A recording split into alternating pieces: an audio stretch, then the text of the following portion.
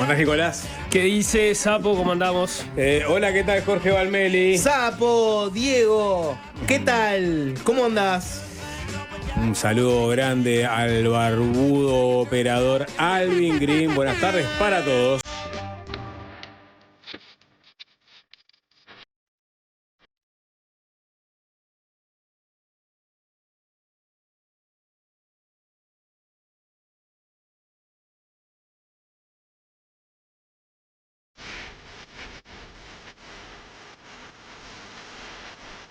No deberíamos instituir, así como está instituido el saludo a Alvin Green, el operador de la consola, también a los operadores de video. Es una gran pregunta. El tema es que hay una alta rotación en este momento, ¿no? No te sabes los nombres de tus compañeros, eso es lo que tenés miedo. No. Errarle, no sabes si está Luchi o está Mili, por ejemplo, en este momento. Yo estoy sin lentes, así que voy a ver. Ninguna de las dos. No era ninguna de las dos, era Chani. No dijo, no está Luchi y está Mili. Porque no veo de acá donde estoy. Es tremendo, Nicolás. No, hay una alta rotación. Está Gianni a veces está Luchi, a veces está Mili, a veces está Juanjo. Cuando se pica está Juanjo. A veces está César Yacosa. Eventualmente quizás tengamos un Switcher Master fijo. Y vamos a utilizar el término Switcher Master, que me parece No que vamos a usar el término es el Switcher indicado. Master. Yo lo voy a usar. Ustedes usen el término que quieran. Switcher Master. Yo voy a hablar de Switcher Master A cada vez Juanjo que... no le gusta el término, me pregunto si es porque el switchear es menos de lo que hace en realidad. Pero es Master, es Switcher Master. Es el maestro Pero del Switcher, switcheo. ya es el que switchea. Master. ¿Entendés? Sí, pero es un Master. Sos un Master. Switcheador, maestro. Sí. O sea, Y bueno, está Switcher es Master. como las dos cosas. A mí me gusta llamarlo así y lo llamaré así Ok. al encargado de la transmisión que en este momento pueden ver a través del canal de YouTube de FM del Sol. Estamos en vivo por ahí. Obviamente que pasan algunas cosas que no pasan en el aire radial. ¿Se suscribieron? Fueron al canal de YouTube. Miran las cosas fáciles de enviarse en YouTube. Le dan like, comentan. Empiecen a comentar todo con comentarios al azar. Porque esa es una forma de engañar al algoritmo. Si ustedes ponen qué hermoso que es hegemónico, por más que la nota sea una nota que no tiene nada que ver con nada, al algoritmo le sirve eso. Entonces ustedes vayan y tengan esa disciplina de comentar. Vayan al Comentar otra TikTok. cosa. Qué hermoso es hegemónico, es un gran comentario para hacer en todos los videos fáciles de enviarse. Sapo, adagios. Saludos a Juan Chuní, que no nos acompaña en este lunes, pero Ojalá que se recupere. pronta Pronta recuperación. recuperación. Pronta recuperación Sí. para Juan Chuní. Como se dice. Pronta recuperación. Sí. Sapo, Soy todo oídos. no hay dos sin tres. La tercera es la vencida. ¿Qué más hay que alude al número 3, a la tercera? Después del 2 Three en el strikes 3. out. 3 strikes afuera. 13 afuera. Sí. 13 O afuera. sea, la tercera es la definitoria para la tierra. Claro, la tercera es la vencida. No hay 2 sin 3. No hay 2 sin 3 por eso, no hay 2 sin 3. La tercera es la Jorge. vencida. Ah, Estás, perdón. sí, hoy medio sordo también. No, bueno, sí, el gancho, el pique, me está ¿No? dando Jorge. Es Te pregunto, impresionante. ¿queda alguno más? ¿Me quedó alguno más sin recorrer? De la tercera. 2 es compañía, 3 es multitud. está bien. ¿No? Sí, no sé si aplica tanto al fenómeno Tercera bélico. Guerra Mundial. Sí. No sé si lo podemos aplicar para la Tercera Guerra Mundial. Pero bueno, vayamos por... los habrá agarrado ustedes seguramente en alguna actividad propia de fin de semana. En un momento se habrán puesto a boludear en el celular, a mirar las redes. ¿Y qué pasó? Hashtag Tercera Guerra Mundial. Porque en Twitter se fueron a los bifes de una y ya estaban con ese nivel de alarmismo. Lo cierto es que conocimos la noticia el sábado por la noche, tarde-noche, de que Irán lanzó más de 300 drones y misiles también hacia Israel en lo que fue su primer ataque directo contra el Estado de Israel, que era la primera gran novedad, ¿no? Siempre hubo esa guerra proxy, como nos gusta decir, ¿no? A través de Hezbollah, por ejemplo, a través de terceros, Irán ha El propio confrontado Hamas. el propio Hamas, o Hamas, como quieran decirlo. Ya has incorporado todo, Hezbollah, Hamas. Proxy. Afloja, ¿te puedo pedir que aflojes y hables de Hamas, Hezbollah? Yo... Estás demasiado informado, Sapo. Estás tan en contacto con el conflicto del Medio Oriente que ya la verdad me estás dejando muy atrás. Es Hezbollah, en verdad, ¿no? Pero bueno, lo traté de uruguayizar un poquito. Bien, ¿No? estás corriendo los expertos del Medio Oriente diciendo Sí. Hezbollah. Hezbollah, en realidad. Dale. Pero bueno, lo cierto es que, sí, efectivamente, conocimos esa noticia. lo que se suponía era una respuesta del gobierno de Teherán tras el ataque del 1 de abril contra un edificio diplomático de Irán en la capital siria, que mató a un alto funcionario de la Guardia Revolucionaria Islámica y también a otros 8 oficiales. Bueno, en los días previos, Irán había anunciado la posibilidad de una respuesta, lo que finalmente se dio el sábado: 170 drones, 30 misiles crucero y 120 misiles balísticos volaron hacia territorio israelí. El portavoz militar de ese país, el almirante Daniel Hagari, dijo que el 99% del bombardeo entrante fue interceptado por Israel y sus aliados. Y más que nada sus aliados, más que Israel, ¿no? Porque muchos de ellos fueron interceptados antes que ingresar a territorio israelí. Dijo que todos los drones y misiles de crucero fueron derribados antes de que llegaran a Israel, pero algunos de los misiles balísticos lograron atravesar la resistencia aérea, causando daños menores en la base aérea de Nevatim, que queda en el desierto del sur de Negev. Y bueno, ahí se habló de que hubo 12 personas heridas, incluida una niña de 7 años que recibió heridas en la cabeza por metralla.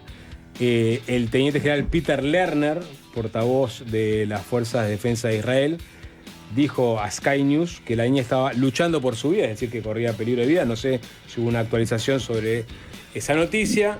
Era una comunidad beduina cerca de la ciudad sureña de Arad, en donde se dio lo más grave del ataque de Irán, ¿no? O sea, ese 1% que logró atravesar la defensa de varios países de la región que bajaron a los misiles y drones iraníes. Unos 3 cayeron. Si fueron en el entorno de 300. Si nos ceñimos al 99% claro, que dijo sí. Habrán caído 3. Exactamente. La información sobre, qué tipo de drones había mandado, acá que entra la parte más técnica, ¿no? Se hablaba que eran los... Acá tendríamos que tener a Juanchi, ¿no? Que no sé si es experto en drones bélicos, pero... Se quedó en la Segunda Guerra. La parte de los drones no te la... No puede diferenciar los Shahed 136 de vuelo lento, que tardan más de 6 horas en volar desde Irán a Israel, de los Shahed 238, que tienen motor a reacción que pueden viajar 3 veces más rápido. Por lo cual, el tiempo de vuelo coincidió efectivamente con lo que sucedió en la noche del sábado. Es decir, eran los nuevos Shahed y no los viejos que demoraban 6 horas en llegar hasta territorio israelí. De todos modos, por más allá de la velocidad, se generó esa situación extraña, por lo menos no sé cómo la vieron ustedes, de decir, había partido el ataque, pero no había llegado todavía. Era como que estabas esperando la llegada de la Nochebuena, que no era para nada buena, en forma de ese ataque, ¿no? Sí, bueno. Uno lo que pasa es que se imagina, capaz que, no sé, díganme ustedes, pero uno se imagina por las películas, un ataque de drones, alguien que aprieta un botón, ¿no? Y le cae una explosión arriba a alguien en otro lugar del mundo. Cuando en realidad puede ser un ataque que está planificado y que tenés horas y que tu enemigo puede saber que se viene un ataque con drones y puede estar horas sabiendo. Termina estando todo muy medido económicamente, ¿no? O sea, hablando del tema, cómo fue el ataque. Vos sabés más o menos cuánto le costó a Irán este ataque y sabés más o menos cuánto le costó a Israel defenderse. Tenés el tema del famoso domo de hierro, que lo que es un sistema que intercepta misiles, pero cuesta plata. Y además tenés a todos los aviones que están sobrevolando y que son horas de vuelo esperando a que aparezcan los drones o los misiles, etcétera, para defenderse. O sea, termina siendo una guerra costosísima. Sí, se hablaba de $3 millones, no sé si eran uno de los misiles o los drones que costaban por unidad unos $3 millones. Estamos hablando de, para lo que son los presupuestos bélicos de estos países es menor, pero no deja de llamar la atención. Algunos habrán cruzado con imágenes en las redes, pues uno no sabía muy bien si estaba viendo imágenes viejas, nuevas, pero es verdad que esas imágenes que se ven en las inmediaciones de la mezquita de Al-Aqsa en Jerusalén fueron de la noche del sábado, sobre la madrugada del sábado en Israel, cuando estos drones fueron interceptados por la defensa israelí. Esas imágenes, por lo pronto, fueron verdaderas. ¿Qué países estuvieron involucrados? Porque se habla de Irán, ¿no? Pero también se dispararon proyectiles durante la noche desde Irak, desde Siria y desde Yemen. Y esto es porque las fuerzas iraníes también operan en Siria y operan con otros grupos armados y militantes en Irak y en Yemen. Por otra parte, Hezbollah, Jorge, la fuerza proxy más poderosa que tiene Teherán, anunció que había disparado cohetes contra posiciones israelíes en esa zona de conflicto permanente que tienen, que son los altos del Golán, que bueno, fueron, digamos, en paralelo a los misiles que llegaban de estos lugares, y sobre todo de Irán, los que despertaron las alarmas de la Fuerza de Defensa de Israel. Lo que no hizo fue atacar en simultáneo los mismos blancos que Irán, que esa era una posibilidad. Vos ya habías tenido otro ataque, podemos retrotraernos al ataque terrorista, que para mucha gente es el que desencadena toda esta desestabilización en Medio Oriente, que fue el ataque en Israel, exacto, 7 de octubre. Y ese hubo misiles que lograron penetrar y hacer mucho más daño. Y fue otro tipo de ataque. Y también tuviste un ataque en simultáneo desde el Líbano. Entonces hay analistas. Todo esto lo estoy comentando en base a los analistas que escucho y que están ahí o que cuentan, pero no porque yo sepa nada, que no puede saber nadie que lee los portales, ¿no? Pero lo que les decía... No tenés fuentes, decís, en la Guardia Revolucionaria... Mis fuentes de la Guardia Revolucionaria de Irán y del ejército israelí no están tan fuertes, pero lo que les decía es que mucha gente lo que destacaba era que no fue un ataque simultáneo que efectivamente lograra penetrar la defensa de Israel, por lo cual entendían que cumplió un rol bastante simbólico por parte de Irán, ¿no? Era el análisis, ¿cuál sería? Sería ¿no? Israel ataca este complejo diplomático, ¿no? En una acción que Israel no se atribuye a sí misma, pero todo el mundo se le atribuye a Israel. En una acción que es entendida como dos posibilidades. Una es que se midieron los pros y los contras y se determinó que ganabas más atacando de lo que ganabas si la dejabas pasar. Es decir, vos te arriesgás, porque no dejás de hacer un ataque bastante osado, que es en un complejo diplomático. Por lo general, como decía Sapo, esto es una guerra proxy, es una guerra por fuera de lo convencional. No son dos estados que se declararon la guerra y están combatiendo convencionalmente. Son dos estados que, a través de grupos armados, operaciones militares, inteligencia, asesinatos, ataques de drones, vienen hace tiempo ya compitiendo, pero que no había pasado que Israel hiciera un ataque como a un complejo diplomático, que termina cobrándose un blanco muy fuerte. Se entiende que este general de la Guardia Revolucionaria era una persona muy importante. Pero claro, ahí la duda es qué pasó. Pasó, por un lado, algunos te dicen, lo que pasó fue que midieron y qué ganaban y qué perdían y dijeron, este tipo lo vale, es un blanco muy importante, dale para adelante, y se tomó esa decisión. Y hay otros que lo que analizan es, bueno, pensando en ese tablero geopolítico, también pensaron, este ataque eventualmente puede traer una consecuencia fuerte. Si esa consecuencia fuerte hace que Irán tenga que tomar una decisión. Irán, que es el que fogonea a Hamas, fogonea a Hezbollah, les da entrenamiento, le da financiamiento, los utiliza como peones en esta guerra, al recibir un ataque así, lo pones, como quien dice, en un aprieto. Le tenés que decir, ¿vos vas a seguir dejando que los demás peleen tus batallas? ¿O ahora que tuviste un ataque de este nivel, te le animás a Israel? Porque vos supuestamente sos como el líder de ese famoso eje de la resistencia. Vos en teoría sos el que se le planta a Israel, se le planta a Estados Unidos. Cuando te pasa algo, ¿vos vas a actuar o no vas a actuar? Fue como una prueba para Irán a ver qué actitud iban a tomar. Sí, te agrego como elemento que es previo a eso, que en esos análisis que vos citás, lo que señalan es que de esta forma Israel logró sacarse parte de la presión de arriba que tiene por la situación humanitaria en Gaza, ¿no? Entonces, en un momento donde incluso Estados Unidos también estaba presionando para que Israel le dé un poco de respiro a la zona, logra con este ataque una reacción simbólica, suponiendo que esto no escale, que en definitiva quedan todos en tablas, pero ya Israel vuelve a tener como cierto otra mirada desde el concierto internacional, porque ahora está siendo atacada por un estado como Irán. Que hace 2 semanas todo el mundo estaba hablando de que Israel ya había librado una guerra que se cobró 30.000 muertes civiles, que habían cometido toda una serie de excesos. Yo qué sé, podés ver el ataque al convoy de ayuda humanitaria, esta ONG que se dedicaba a dar alimentos que también resultaron atacados, y como esas varias, lo que decía Nico, ¿no? Que Estados Unidos dejó pasar, por lo menos no vetó, una resolución pidiendo un cese al fuego, etcétera. Entonces estaba en una muy mala situación, bastante aislado de Israel en el mundo geopolítico, y ahora cambió. Tenía dos lecturas. Están los que dicen muy vivos, pensaron que esto iba a ocurrir y cambiaron el eje del discurso, y también están los que dicen no, al revés, calcularon mal. Pensaron que Irán no se le iba a animar de esta forma, y Irán les mostró que se le anima. ¿Sí? Claro, los que están con esa tesitura señalan lo que vos marcabas a propósito de si se podía vulnerar o no la cúpula de hierro. Hoy de mañana conversábamos con Ricardo Barbosa Sass, un entendido en estos temas, en Desayunos Informales, y él decía, cuando Hamás atacó el 7 de octubre, saturó la cúpula de hierro. Tiró 1.500 misiles y drones.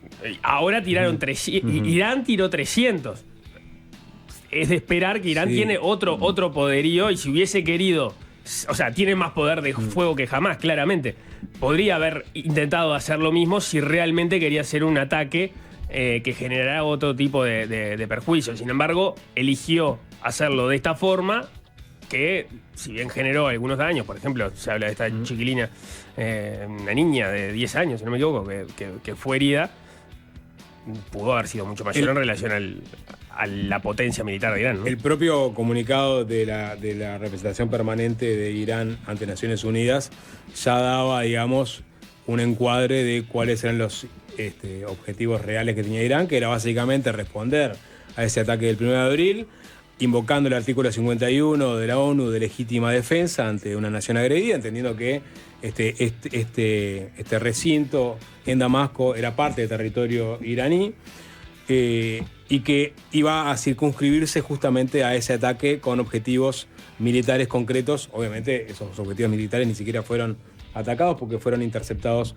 mucho antes los drones y misiles. Ese era el discurso iraní, diciendo, nosotros vamos a atacar los lugares de donde salió el supuesto ataque a nuestro complejo diplomático. Entender, porque en la interceptación de este ataque de Irán a Israel, como decíamos, si bien el Iron Dome tuvo cierta participación, fueron interceptados mucho antes muchos de los misiles y drones. La Royal Air Force británica, que tiene misiones permanentes en Siria y también en Irak, en el combate contra el Estado Islámico, participó. Estados Unidos, que también tiene presencia permanente ahí, participó y derribó muchos. Jordania, que es, si bien, digamos, han vivido de tensión en tensión con Irán, porque entre otras cosas los palestinos en algún momento se instalaron allí, fueron sacados de allí, pero tienen un pacto con Israel, del cual tienen que agarrarse. Colaboró Egipto, Arabia Saudita, es decir, el mundo chiita representado por Irán, digamos, como su principal vocero y digamos, líder en la región, encontró la resistencia de otros países, algunos de predominancia sunita, que últimamente se han mostrado más proclives a ayudar a Israel, por más que en este momento Israel esté atacando de la forma que está atacando Gaza y a los palestinos. La próxima pregunta es, bueno, enseguida salió Estados Unidos, salió Francia, también dijo que tuvo que ver, digamos, en la respuesta, digamos, en la defensa de Israel. Pero bueno, Israel estaba calibrando qué respuesta iba a dar, ¿no? Y ya las voces que salieron de sus principales aliados en Occidente, Estados Unidos, Francia y también Reino Unido, es, bueno, que esto quede en tablas. Claro, o sea, hubo un ataque, hubo una respuesta, que no escale. Lo más moderado sería darse por satisfecho con haber repelido el ataque de manera exitosa y que la cosa vaya hasta ahí. La lógica sería, atacaste una embajada de otro país, atacaste una embajada de un estado extranjero en otro país que no tenía nada que ver, mataste gente en ese ataque y te hicieron un contraataque que al final lograste repeler, la sacaste barata, déjala por eso. Ese sería el... Hay ahora... O sea, sin duda que infligió más daño Israel, muchísimo más, en el supuesto caso digamos, que haya sido efectivamente el autor del ataque a la embajada en Damasco, al consulado en Damasco, que Irán tirando esos 300 dispositivos, ¿no? Esa es la lógica. La lógica es que Irán hizo esto para salvar cara. Ahora, también es cierto que es la primera vez que Israel lo ataca directamente a otro estado, con nombre y apellido, poniendo la cara de yo ataco, sí. Y ahí hay que ver, Netanyahu a la interna que hace. Ponele que vos tenés como dice el sapo, tenés a tus aliados más cercanos que te están diciendo, dejala por esa. Al mismo tiempo que pasa eso, vos tenés un Netanyahu que venía de una situación muy complicada a la interna. Netanyahu que antes de que arrancara todo esto, acuérdense que tenía, ¿no? Protestas, una reforma judicial que cayó muy mal, tenía un gobierno muy cuestionado, una alianza con la extrema derecha israelí bastante tenue que iba y venía. La guerra fortaleció mucho su posición política, pero también están aquellos que siguen criticándolo fuerte. No hasta hace mucho, me acuerdo que el Sapo había hecho una pequeña crónica de protestas que seguían ocurriendo en Israel. Por un lado tenías los grupos que piensan que está conduciendo mal la guerra y los que son críticos del ataque del 7 de octubre, que dicen, no, bueno, no te olvides que vos sos la cabeza de un gobierno que se comió un ataque tremendo y que todavía se está investigando qué responsabilidades hubo, si en definitiva se hizo todo lo posible para evitarlo o no. Sí, pero después tenés, por ejemplo, y eso fue una situación recontra incómoda para el gobierno de Netanyahu, tenés la familia de algunos secuestrados que entienden que la ruta por la que se está yendo no es la más beneficiosa para que vuelvan los secuestrados. Y algunas de las familias participaron en protestas y, por ejemplo, fueron reprimidos. Entonces, esa imagen a la interna era una imagen bastante jodida, ¿no? De vos estás librando una guerra para proteger a tu gente y al mismo tiempo tenés a alguna de esas personas directamente involucradas, los familiares de los secuestrados, que te están diciendo que no y los tenés que reprimir en una protesta. Es raro. Sí, ahora justo en paralelo a este ataque se estaba llegando al primer borrador de preacuerdo entre Hamas e Israel para la liberación de las personas que fueron secuestradas el 7 de octubre. Y lo mismo, cuánto es mucho, cuánto es poco. En la primera fase serían menos de 20 los liberados. Y Israel está diciendo, bueno, no, en realidad tiene que ser más. En paralelo viene esta retaliación de Irán. Y ya los voceros de los servicios de defensa israelíes están diciendo que van a responder. O sea, que van a responder al ataque. Y esto se da en el medio del proceso de discusión sobre las negociaciones que está llevando adelante Israel con Hamas, con Qatar de intermediario. La población internamente obviamente se divide. O sea, la prioridad tiene que ser la liberación de los rehenes. O sea, y cualquier movimiento que vaya en contra de esa liberación va a ser condenado por la población, el gobierno va a ser condenado por la población. O sea, hay un equilibrio interno que está, digamos, manejando Netanyahu, que no es nada fácil, a la cual le sumó esto. Puedes decir, hacia afuera, quizás Netanyahu logra revertir un poco la mala imagen que estaba teniendo después de, digamos, el apoyo unilateral que recibió de todo el mundo tras los ataques del 7 de octubre. Pero bueno, la incursión en Gaza está levantando mucha polémica.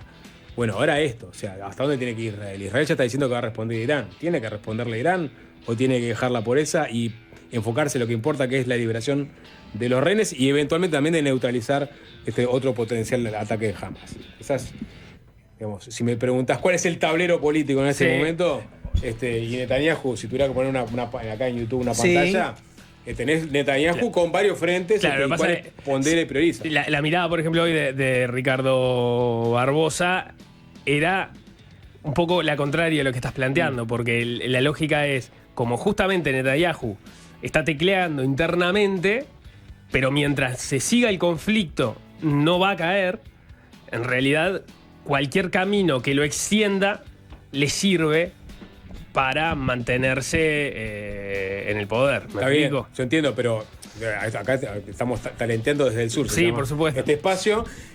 Talenteando desde el sur. Y lo que digo es, o sea, ¿cuál es la prioridad para muchos israelíes? La liberación de los rehenes.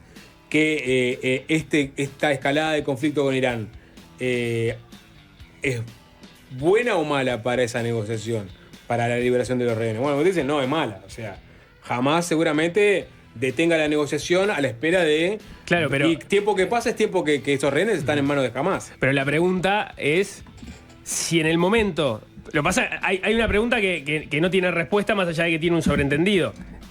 ¿Israel atacó o no atacó el consulado de Damasco? Bueno, Todo el mundo da que fue. Todo el mundo da que fue, pero están en Israel- tablas es porque están Se adjudicándote el asume ataque. que fue, bueno, Sí. pues, si razonás bajo esa hipótesis, Israel tenía que saber que un ataque de esa forma, o el gobierno israelí, del ejército israelí, en el momento que hace un ataque de ese tipo, tiene que saber que está dentro de las opciones que haya una respuesta. Tenés las dos teorías. La teoría de que le midieron el aceite a Irán y pensaron que no iba a atacar.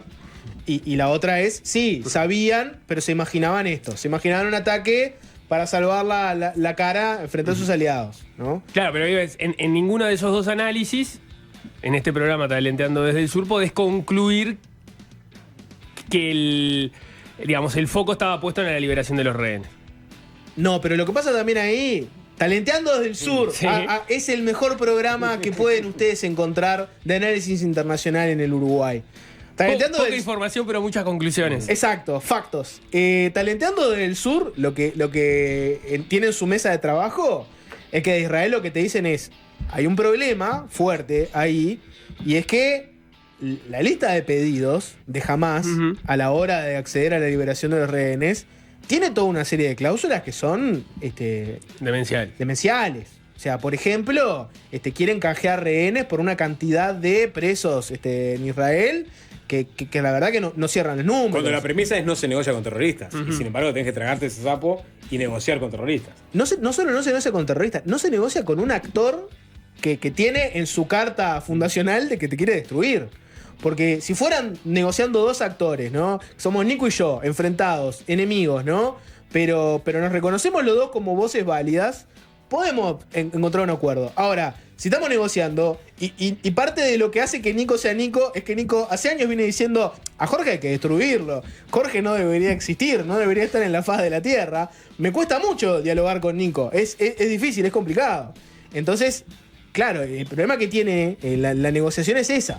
Y al mismo tiempo que pasa eso, anda a explicárselo a la familia de los rehenes. Podés ir con toda la buena onda y decirles, no, miren que en realidad las cosas que pide Hamás no cierran, son peores para el país, nos van a complicar. Ellos lo que te van a decir es, queremos que nuestras familias vuelvan acá. Sí, y en paralelo Sí, tenés otro frente más que en este momento se está planeando la evacuación de Rafah, que es el próximo objetivo del ejército israelí. Ese es el gran desembarco y la gran apuesta que tiene Israel para darle un golpe de gracia a Hamás. O sea, eso en paralelo. O sea, estabas planificando, digamos, uno de tus últimos ataques o el ataque final o el más poderoso y te quedás enredado en este conflicto macro que te complejiza aún más cualquier tipo de Ese objetivo. ataque igual ya era un ataque muy cuestionado. Es una, Bueno, pero ahora es un hecho zona, casi. es una zona donde hay cientos de miles de refugiados. Claro, o sea, Estados- la gente se fue corriendo hacia ahí, ¿no? Lo llevaron Claro. para el sur, ¿no? Exacto. ¿Sí? Es un conflicto donde Israel estaba muy mal posicionado ante la comunidad internacional. Había 30.000 inocentes muertos, se calcula más o menos, ponele el número que quieras, pero son muchos.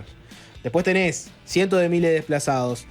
Ataques, como decían, una ONG, murieron periodistas, gente que trabaja en organizaciones de ayuda humanitaria. Ahora había hecho este ataque a una embajada de otro país. El ataque de Rafah, Estados Unidos, por ejemplo, no estaba ahí para ese ataque. Estados Unidos había dado a entender varias veces que le parecía que no había que ir por ese camino.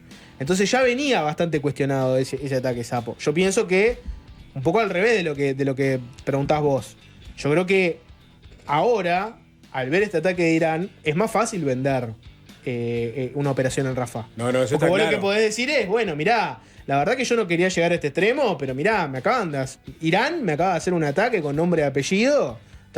Vamos a intentar acelerar esto para solucionarlo una vez por todas. Sí, te pueden decir que son dos frentes diferentes, ¿no? Y es como fue una cosa mucho más simbólica lo que hicieron los dos estados atacándose mutuamente. Y el plano local de la guerra de verdad, que es la incursión en Rafah ahora,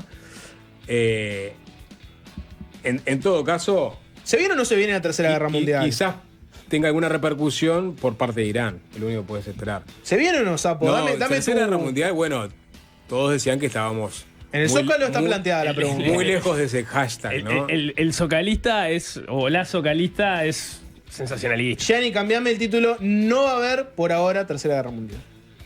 Ahora, ante el hipotético desenlace o escalada de un conflicto, ¿no? Donde Israel e Irán decidan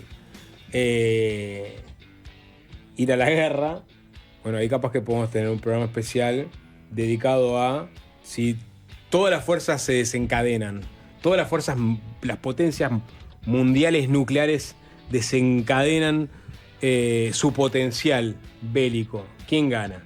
No me respondas, Nico. Perdemos todos, Perdemos ¿no? todos. Bueno, pero en el interín, O sea, entre que se desencadena la guerra y perdemos todos. En la hipótesis que vos Efímeramente tenés, va a haber un ganador. pero la hipótesis que vos tenés es que todos liberen su potencial bélico. Bueno, capaz. No tenés un planeta que te aguante eso. Yo estoy planteando un Hay que ver ejemplo. el potencial de cada uno, ¿no? El potencial nuclear de Irán siempre es un interrogante, que no se sabe mucho. Sabemos que Estados Unidos ha hecho operaciones para complicar el programa de armamento nuclear de Irán. Sabemos que Israel también ha hecho acciones como para intentar hacerle más difícil. No sabemos qué potencial nuclear por lo tendría pronto Israel Irán. tiene- Irán Tiene no. y no las declara.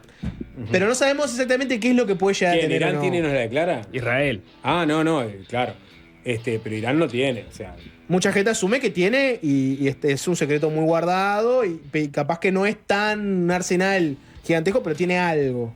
Hay gente que lo que piensa es eso. Bueno, ¿qué ¿Vos piensas? tenés hace Tus tiempo? fuentes dicen Yo eso. talenteando desde el sur te digo que Talenteando del Sur. Irán. Talenteando del Sur, que tiene línea directa con la CIA, Sí, que Irán. te dice sospechosa Así como- cantidad de científicos nucleares que van a Así Irán como Pakistán tiene- a hacer un trabajo de ingeniería civil. Bueno, pero nunca raro que siempre andan investigando. Yo creo que tienen ¿no? demasiado ocultado el movimiento bélico diario como para poder desarrollarlo. Y sí, talenteando desde el sur. Cuando ves los desfiles en Pakistán mostrando sus armas nucleares, todo, como diciendo nosotros sí podemos. Pero Pakistán es otro tema. No, ya sé, pero digo, Teherán también podría bravuconear con que alcanzó, por más que sería fuertemente sancionado, porque claramente no puede desarrollar armas nucleares. En el momento que la tenga, ahí vos, mirá, acá está. Vos acordate que hubo un acuerdo Estados Unidos-Irán por la no proliferación del programa nuclear iraní, que fue muy polémico, porque básicamente Estados Unidos cambió plata por la seguridad, la promesa, el convencimiento de Irán de que no iba a hacer una carrera armamentística nuclear. En su momento le costó bastante a Obama defender eso. Él lo que entendía era que era la forma más segura de convencer a Irán de que no fuera por ese camino. Pero la gente decía, le estás dando plata a gente que te está diciendo sí, yo no me estoy armando nuclearmente, y por atrás están haciendo todo y además les diste plata que los va a ayudar con todo esto. No sabés, Sapo, no sabés. Bueno, ya está. Tomamos la definición de que por ahora no hay tercera guerra mundial. Gracias, Gianni, por el Zócalo. Se largó a llover potentemente en este momento en Montevideo. Decí la hora también. Y voy a decir la hora también, son las 16:52, Llueve, casi ¿no? 53. Llueve en la capital Llueve en uruguaya. la capital uruguaya. Vamos a escuchar una banda y después vamos a meternos en el panorama local que se llama Uranio Enriquecido, justamente. Sospechosa No, banda iraní que no. Pará, Sapo, No, mentira. una mínima venta del Vamos a programa de vender, hoy. sí. Bloque número 2. Dentro del Partido Colorado hay gente que acusa a Ciudadanos, el sector de Robert Silva y a Robert Silva, de oportunismo político y de aprovechar el fallecimiento del ex senador Adrián Peña para hacer política. O sea, acusan a Ciudadanos y a Robert Silva de hacer una de las peores cosas que se puede hacer en política, que es utilizar la muerte de un compañero para ganar un objetivo político. Ese es el bloque número 2. Bloque número 3, Partido Libertario Uruguayo. Ya vieron la experiencia libertaria en Argentina. Hoy viene una persona que tal vez aspire a ser el Milei uruguayo. Una persona que tal vez aspire a que el día de mañana en el Palacio Legislativo se grite "viva la libertad, carajo". Esa es la otra nota. Y cerramos con blues a tope. Nada, esa es la venta de hoy. Vamos a tener a Juan Pablo Chapital, al Chapa, que va a estar tocando, en realidad su banda va a ser un poco la banda soporte del blusero Chris Kane, uno de los últimos de la vieja savia del blues norteamericano, que va a tocar nuevamente en Uruguay, ya ha estado por acá, va a tocar el domingo 21 en la sala Cita Rosa. Para anticipar su llegada vamos a hablar con el Chapa sobre este músico, que es como una mini leyenda que anda girando por el sur. Pero ahora sí, vamos a escuchar algo que es alusivo a este día lluvioso y al día en sí, que es lunes. Y no vamos a poner La lluvia cae sobre Montevideo, ninguna otra canción tópica meteorológica que se suele poner en las radios, sino que vamos a escuchar una de las primeras presentaciones que hizo la banda Jethro Tull, la banda inglesa Jethro Tull, esa banda que en realidad nació como una banda de blues y rock, que después lentamente metamorfoseó hacia el lado progresivo, pero siempre conservando su esencia, y que le incorporaba a su instrumentación un sonido algo barroco a través de la flauta traversa de Ian Anderson. Bueno, en el 68, la banda nace en el 67, en el 68 todavía no eran muy conocidos y tocaban por primera vez, o una de las primeras veces, en la BBC, en la radio, en vivo, en el programa de Alexis Corner. Alexis Corner fue la escuelita del blues en Inglaterra. Por Alexis Corner pasaron buena parte de los músicos que después terminaron armando bandas de rhythm and blues con los Rolling Stones a la cabeza. Bueno, en el 68 Alexis Corner tenía un programa de radio e invitó a Jethro Tull a tocar una canción que es un clásico del blues que se llama Stormy Monday Blues, el blues del lunes de tormenta. Y en la previa vamos a escuchar a Alexis Corner con esa voz de locutor que tenía, presentando a estos ignotos músicos a los cuales presentaba como los posibles nuevos Rolling Stones. Un aviso a la población que capaz que no lo saben, pero hoy es el último día para inscribirse para gestionar la credencial cívica. Por primera vez para aquellos que cumplen 18 años, antes del 11 de mayo de 2025. Y con este día lluvioso... Ya está, 17 de 10, Sapo. Sí. Ya está. ¿Ya está? Me parece que hoy es el último día para el trámite, Sí, no para claro. inscribirse. No, para inscribirse para gestionar la credencial cívica. Exacto. No, pero no es que hoy te inscribís y la gestionás mañana. Hoy es el último día para gestionarla. Claro, sí, para... No. Ya se terminó, me parece. Y bueno, sí, si no te inscribiste, obviamente no hay chance de gestionar nada. O sea, les estás avisando que se les terminó el tiempo. Sí, y me interesa saber el número exacto de personas que esos 200.000, 250.000 uruguayos que podían potencialmente votar por primera vez en estas elecciones, ¿cuántos finalmente lo van a hacer? No, ahí te puede inclinar una elección. Esa cifra de apáticos políticos, no sé, sobre no todo sé. en un balotaje. Pensando que la última se definió por 30.000 votos. Pero Nicolás. no son 200.000 que se vuelcan todos iguales. No, claro que no. Ponele que hay una... Hay una luz ahí de 5.000 que capaz que te pueden, de esos nuevos votantes que te puedan inclinar la balanza. ¿Qué sabes? ¿No sabes? Me siento muy hermanado con esos nuevos votantes que están en el último día sacándose la credencial, porque yo hice lo mismo cuando me tocó. ¿Qué hiciste? Una cola de, creo que 15 horas en Canelones para sacarme la credencial para poder votar. Sí. Pa. Pará. ¿Cuánto civismo en una sola De persona? 9 a 00 horas, o sea, hasta las 12 de la noche ¿Hay tiempo? hay tiempo. No, civismo no, el tema es que dejaste para el último momento. Sí, claro. Habilitó la elección durante el pasado fin de semana y un horario extendido para la jornada de hoy en todas las oficinas inscriptoras del país, que va de las 9 hasta las 0 horas. O sea que, si les está brotando esa inspiración cívica, ¿no? Y quieren, y quizás a partir de lo que vamos a hablar ahora, digan, no, yo tengo que incidir en la interna del Partido Colorado, por ejemplo, porque esto no Sí, puede ser. claro. No puede quedar así. No puede quedar así. Bueno, capaz que dos personas eligen de esa magra franja de 18 años que nos escucha a nosotros, ¿no? También. Claro. Tal vez seamos el programa uruguayo con mayor llegada a la gente sub-18. La barra joven, como le Por lo decimos. cual mandamos ese mensaje. Sí.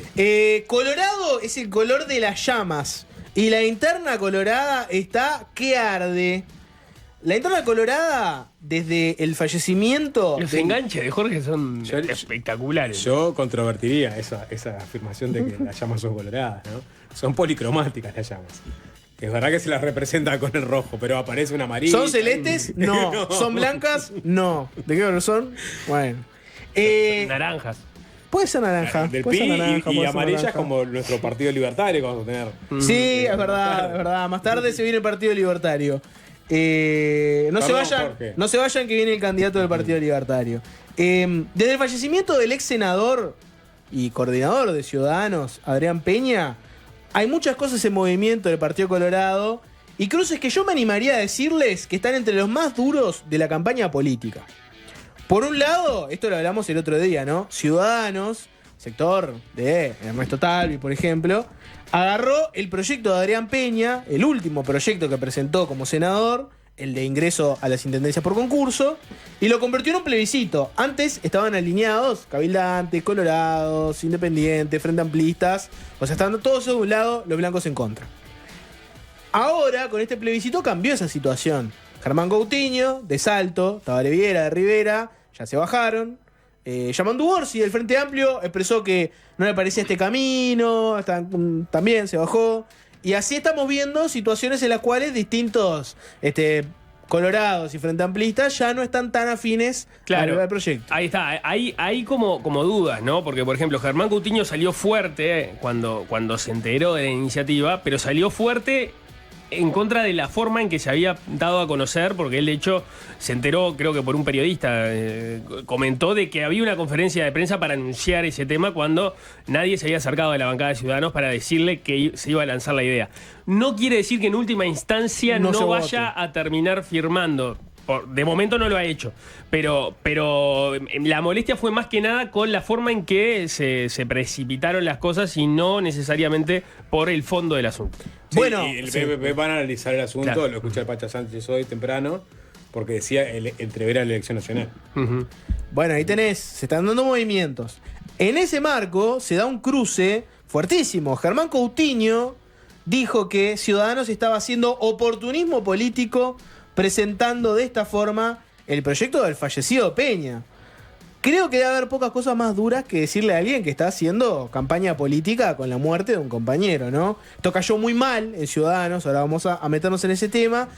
Pero antes de eso, esto viene de antes. Vayamos cronológicamente si quieren.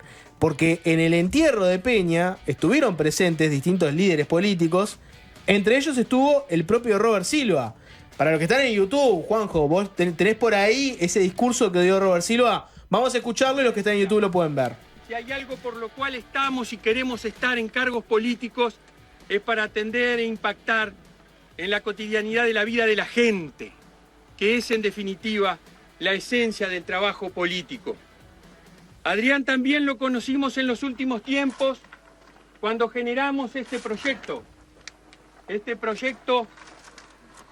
que nos lleva a las elecciones internas del partido, pero que sobre todas las cosas quiere revitalizar a este histórico partido. El lunes pasado, después de mucho andar, desde que comenzamos esto de las elecciones internas, nos encontramos aquí en su ciudad, que estabas también tú, que estaban sus amigos, sus afectos, pero que convocó a la dirigencia. Y allí Adrián dijo cosas muy buenas, que lo pintaron como ser humano, que lo pintaron como persona, porque Adrián era antes que nada buena persona, buena gente, siempre quería... Y la pregunta era si había habido oportunismo político ahí en esa instancia cuando Robert Silva hablaba frente a quienes estaban presentes allí en el sepelio de Adrián Peña. Vamos a escuchar un poco más. Vos como yo somos ejemplo y somos abanderados de ese Uruguay de oportunidades que el vallismo y el Partido Colorado creó en este país. Y tenemos que trabajar mucho para concretarlo en un proyecto político y seguir avanzando. Bueno, y habla un poco de él, de su figura. Este discurso no cayó bien en algunos colorados. Tabaré Viera, por ejemplo, dijo que no era el lugar para hacer un discurso político partidario sectorial. Eso dijo al Diario El País, ¿no? Fueron momentos muy difíciles, todos estábamos emocionalmente muy afectados. Tal vez haya sido una reacción propia del momento de Robert. Cada uno se hará cargo de sus acciones, dijo Tabaré Viera. En esa misma nota del Diario El País le preguntaron a distintos colorados. Carolina H., otra precandidata, dijo que se sorprendió de escuchar este discurso en esa situación. Pero bueno, después si uno mira los comentarios de este discurso, por ejemplo, yo qué sé, subido en las redes de Subrayado, de miserable para arriba, todo tipo de comentarios criticando este discurso de Robert Silva. Muchos apuntan al hecho de que la familia de Adrián Peña había elegido un sepelio y un entierro en la localidad de Adrián Peña, San Bautista, pudiendo haber hecho en el Palacio Legislativo, cosa que no hicieron al final, se les ofreció eso. Entonces daba la sensación de que la familia quería algo como más íntimo, más familiar, por lo cual, bueno, nada, que hubo como un cortocircuito con este discurso. Sí, a mí dirigentes colorados que mostraron su incomodidad cuando Robert Silva pronunció algunos fragmentos puntuales, ¿no? Entendió que se entremezcló mucho la campaña con lo que era un momento absolutamente acongojante. Algo políticamente incorrecto para decir, pero digámoslo porque para tener todas las opiniones, ¿no? Sí, hubo más. El subsecretario de Energía, de Industria, Energía y Minería, Walter Berry, también habló de eso en punto de encuentro esta mañana. Dijo que concretamente se le preguntó si se había aprovechado políticamente de la muerte de Adrián Peña en ese contexto y dijo que sí, dijo Berry. También habló Germán Coutinho. Sí, lo que te decía decir es, a mí particularmente no me parece raro que en el entierro de una persona que es un ex senador, líder de un sector, alguien del mundo de la política, alguien en algún momento pronuncie un discurso que tenga tintes políticos más allá de lo personal. Yo creo que yo diferenciaría lo político de lo partidario sectorial personal. Porque yo creo que la pregunta realmente es si fue algo que Robert Silva hizo como para beneficiar su propia campaña, ¿no? En su perspectiva. Porque, yo qué sé, el día de mañana fallece alguien de una fuerza política. Sería normal que alguno de sus compañeros en un momento hable de los ideales que defendía, por qué los defendía. Eso no me parece raro. El tema es si se hizo con una intencionalidad de estoy en campaña yo, bueno, aprovecho este momento para hacer algo que a mí me saca un rédito. ¿Se entiende la diferencia de simplemente hablar de algo político versus algo con una intencionalidad de un rédito? Yo haría esa diferencia. Sí, está bien. Lo que pasa es que el único contexto en el cual Robert Silva tenía sentido que hablara en ese momento era el lugar que le ocupa como precandidato del sector en el cual estaba Peña. Porque si no era el más allegado. Al lado de Robert Silva estaba Walter Cervini, que son amigos desde hace décadas, o fueron amigos durante décadas con Adrián Peña. Claro. Digamos, el rol que justificaba, en todo caso, que él estuviera hablando ahí, era un rol que tenía que ver con la campaña electoral, que tenía que ver con que él fuera el precandidato de ese espacio. Por ese lado digo, se entremezclan ambas, o sea, la campaña justifica el rol que Robert Silva tuvo ahí en ese momento. Y una cosa que se acentuó con la noticia del lunes pasado de que Ciudadanos iba a buscar esas firmas en la Asamblea General para modificar la Constitución para el ingreso de los funcionarios en las intendencias. Vamos con Coutinho, capaz, que es el que agarró ese tema. Bueno, ahí fue que apareció la molestia pública de Germán Coutinho. En primer lugar, como decíamos, por la forma en que se enteró de esto, pero cuando empezabas a rascar también había una molestia por lo anterior, por esa participación que había tenido en el entierro de Peña. Vamos a escuchar lo que decía hace unos días en Desayunos Informales a propósito de esto. Yo sí siento que la experiencia de Adrián para resolver estas cosas durante todo este tiempo no la tuvo ni la tiene Robert Silva. Y bueno, se las doy a conocer, se lo comento. Creo que se equivocó.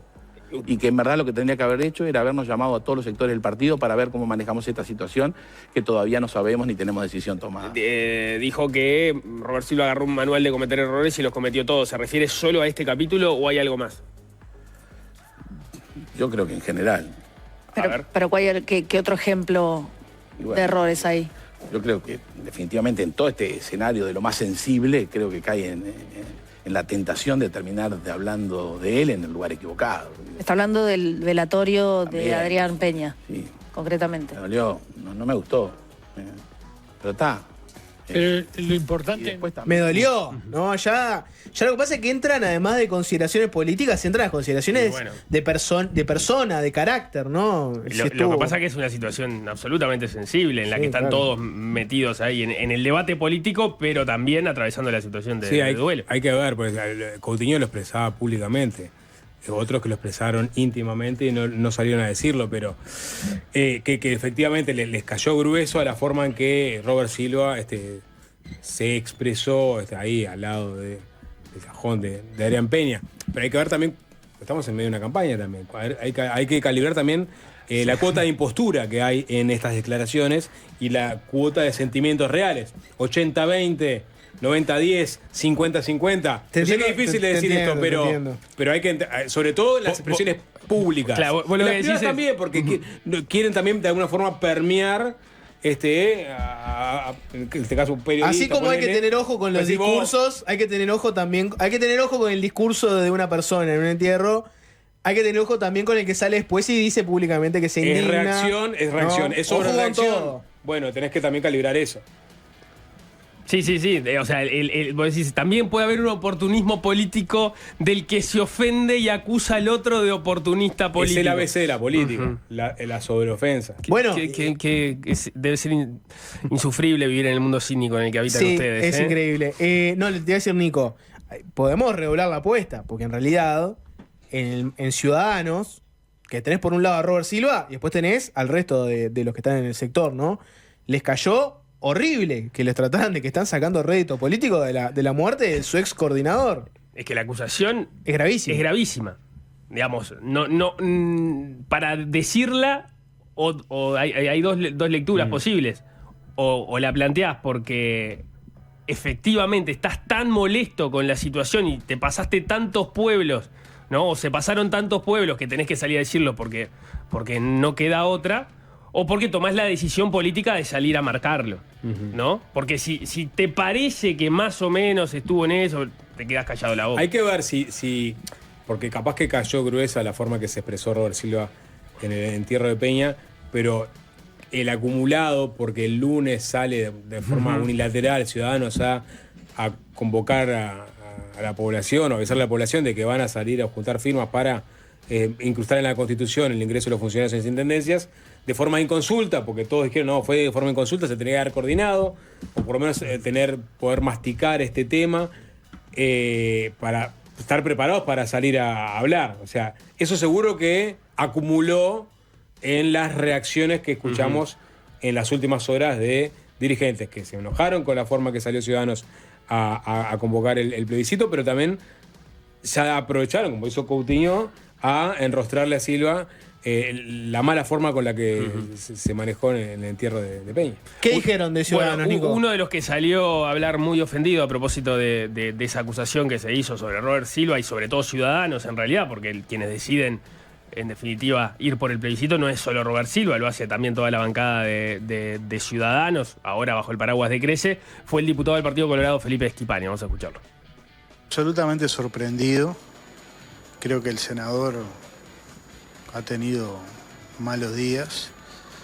Pues se puede discrepar en el terreno político, incluso dentro de un partido. Eso es legítimo. Se puede estar a favor o en contra de la propuesta de plebiscito que estamos impulsando. Lo que no se puede hacer y no podemos tolerar es el agravio gratuito, es la difamación, es atribuirnos malas intenciones. Decir que desde Ciudadanos, ¿no? Sector de Adrián Peña, sector que coordinó a Adrián Peña todos estos años, sus compañeros, ¿no? Estamos pretendiendo sacar un rédito político de su muerte, es un comentario absolutamente desafortunado, es despreciable, porque nos posiciona a todos nosotros, amigos políticos de Adrián, como seres despreciables, ¿no? Porque solo una bosta humana puede sacar rédito político de un amigo político. Entonces, creo que las expresiones del senador Coutinho no tienen parangón. Yo espero que con los días reflexione lo que dijo, vuelva a escuchar y pida disculpas porque es inaceptable. Bosta humana. O sea, imagínate. Schipani siente que los trataron como si sos el ser más despreciable del mundo, bosta humana. Estamos hablando de gente que en algún momento estuvo unida, ¿no? Que en algún momento no, que va a estar unida. Bueno, va a estar unida ahora, Sapo. Que está unida. No, bueno, son partidos colorados, pero en algún momento partido. que Coutinho, Schipani, Peña, Formaba parte de Vamos Uruguay. Claro, parte de Vamos Uruguay. Son gente que digamos, nació en el mismo riñón, que ahora están a los tiros. ¿No? Por eso hay que encuadrar estos cruces en una interna del partido. Sí, de todas formas, por lo pronto, el foco de Coutinho ha estado en Robert Silva, no estuvo tanto en Ciudadanos. No, me da la no, impresión. Sí, a mí también. Coutinho que apoya a Tabaré Villera, ¿no? Pero bueno, Coutinho también fue crítico del anuncio de recolectar firmas en la Asamblea General. Claro, pero lo personaliza en Robert Silva. Cuando él dice, en un momento en la entrevista en el desayuno, dice, Robert Silva agarró un libro de cómo cometer errores y lo repasó todo, ¿no? O sea, lo personaliza. Porque es el candidato. Bueno, claro. ¿No? Por eso hay que encuadrar esto en una campaña interna. Y porque además Robert Silva no es legislador. En todo caso es el candidato, en todo caso es el líder o el candidato de Crece, que digamos, parlamentariamente no existe, porque lo que existe es la bancada de Ciudadanos, pero bueno, ponele que sea lo mismo Crece y Ciudadanos, y apareció en la conferencia de prensa hablando de un proyecto que iba a recoger las firmas, que no iba a estar la de él, porque él no puede hacer eso, ¿no?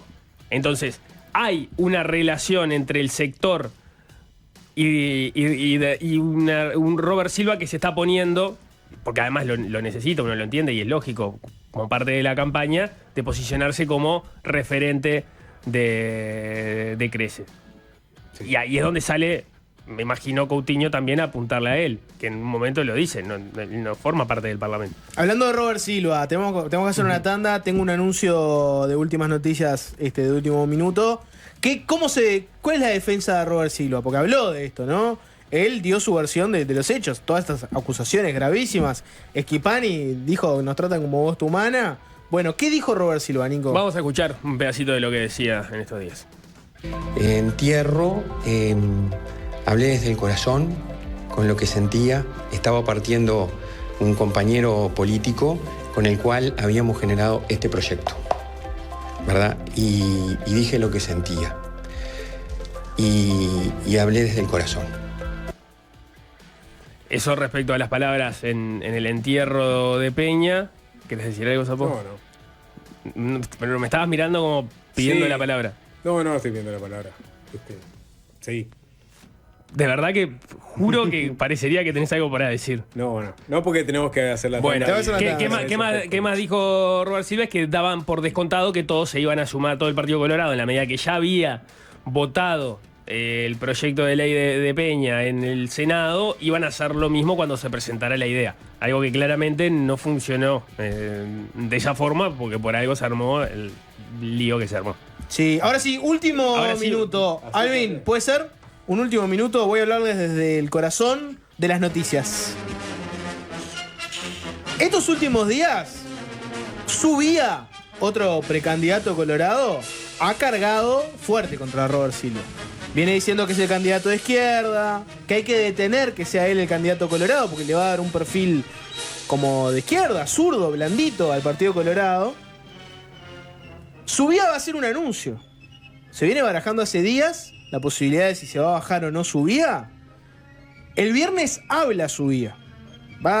O sea, de su equipo están diciendo que se viene un anuncio importante. Es el anuncio de que Subía va a acompañar la otra precandidatura buscando hacer un polo para trancar a Robert Silva. No, tengo la respuesta. No puedo decirles si es así o no. Yo sí la tengo. No se lo puedo decir. En serio, Zócalo de subía y bajaba. Sí, Zócalo perfecto. Subía y bajaba. Es el ingenio popular. Es el ingenio popular. Pero va a venir el anuncio. Y es raro un anuncio de te anuncio que no me voy a bajar. Bueno, no sé.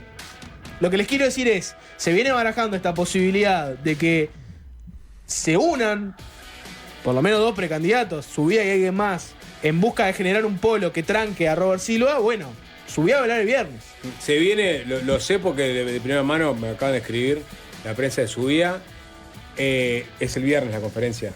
El viernes habla Subía. La conferencia que se imagina que es para decir que Son- sigue Sigue arriba todo su igual. candidatura. 6 fechas, reabre el boliche 30 y pico, subía Café Concert. Se baja de la política y se va a dedicar No, No es al fácil ese 100%. respeto. Hay gente en el Partido el mundo Colorado. del espectáculo. Hay gente en el Partido Colorado que está confiando en él para. Yo confío en mi fuente. Ok. ¿Tenemos que hacer la Ya está tanda? en Red Tickets, si no me equivoco. ¿Tenemos que hacer la tanda? A la vuelta, el partido libertario de Uruguay. ¿Cómo son nuestros libertarios? ¿Dicen viva la libertad, carajo? Lo descubrimos tras la tanda. Fácil se impone. Fácil desviarse. En este ciclo electoral que se aproxima, algunos lemas tendrán su estreno absoluto en las urnas. Será el caso, por ejemplo, del Partido Libertario del Uruguay, una agrupación que, como su nombre lo indica, busca cambiar el eje del debate público para otorgarle relevancia a las ideas de la libertad, con mayúsculas. Se presentan más allá de la dicotomía izquierda o derecha y destacan la libertad del individuo como elemento central frente a otras opciones estatistas, colectivistas y populistas. Obviamente tienen entre sus referencias a Javier Milei, aunque rechazan que se los presente como una simple imitación o una moda pasajera. Dicen que tienen una identidad propia. Bien, ¿por dónde van sus ideas de la libertad? ¿Qué trazabilidad se le puede imprimir en la historia política uruguaya? Vamos a conversarlo con su presidente, el abogado y ex relator de fútbol, Nelson Petkovic. Bienvenido, ¿qué tal? Buenas tardes, Diego. Buenas tardes, Nicolás. Buenas tardes, Jorge. Sí, nosotros somos el Partido Libertario del Uruguay. Tenemos 5 años de lucha para poder inscribirnos. Nos inscribimos el 29 de septiembre en la Corte Electoral, el 29 de septiembre pasado. Y la idea nuestra es competir justamente en estas elecciones poniendo por delante las ideas de la libertad. Bien, antes de meternos en el mundo de la política, de las ideas de la libertad, del partido, de las aspiraciones electorales, hablemos de el Nelson Petkovic, profesional, abogado penalista, pero también ha incursionado en otras ramas Civil. El civil, por ejemplo. Y como decía recién, ¿no? Relator de fútbol en el periodo 89-95 en Radio Fénix. Esa Sí. no la tenía, capaz que muchos oyentes más veteranos recordarán el estilo Petkovic de Radio Sí. Fénix. Era el de casco, de alguna manera, en el cual tratábamos de alguna manera de... Claro, como no podíamos competir con las grandes radios, ¿no? Obviamente en aquella época la dicotomía era Universal, Kessman, y Carve, Muñoz, que eran los dos relatores que en ese momento acaparaban, yo creo que el 90 y pico % de la audiencia. Entonces nosotros buscábamos el perfil más, digamos, lúdico, más gracioso, por ejemplo, con los chistes para Mario Saralegui, ¿por qué no te dedicas a las 8 horas, Marito? Cuando hacía alguna jugada mal realizada en ese momento, ¿no? O algún gol de por ejemplo, de Deli Valdés, haciendo alusión al color de la piel del jugador panameño, ese tipo de cosas que eran lo que de alguna manera le daban un color a la emisión. Un color a veces subido de tono. Un ¿no? defensor de la libertad de expresión, me imagino. Fuerte, ¿no? Claro. Sí, nosotros creemos en la libertad de expresión ante todo, ¿no? Y con casco era muy notorio eso, ¿no? Pero ¿y a Deli qué le decían? No, ¿Eh? Deli era palabras mayores. No, yo sé, por el color de la piel. Porque hoy día cualquier referencia sobre el color de la piel. Claro, te arman todo un escándalo. Bueno, sí. pero eso es la dictadura de la corrección política, Diego. O sea, vivimos lamentablemente en una dictadura de la corrección política, entonces no podemos hacerle chiste a una persona obesa por esa condición. No le podemos hacer un chiste a una persona que es trans por esa condición. Y obviamente tampoco le podemos hacer un chiste a una persona que tiene un color distinto a la piel nuestra, todos somos bien blancos aquí, porque el hecho de ese color que tiene, eso está mal.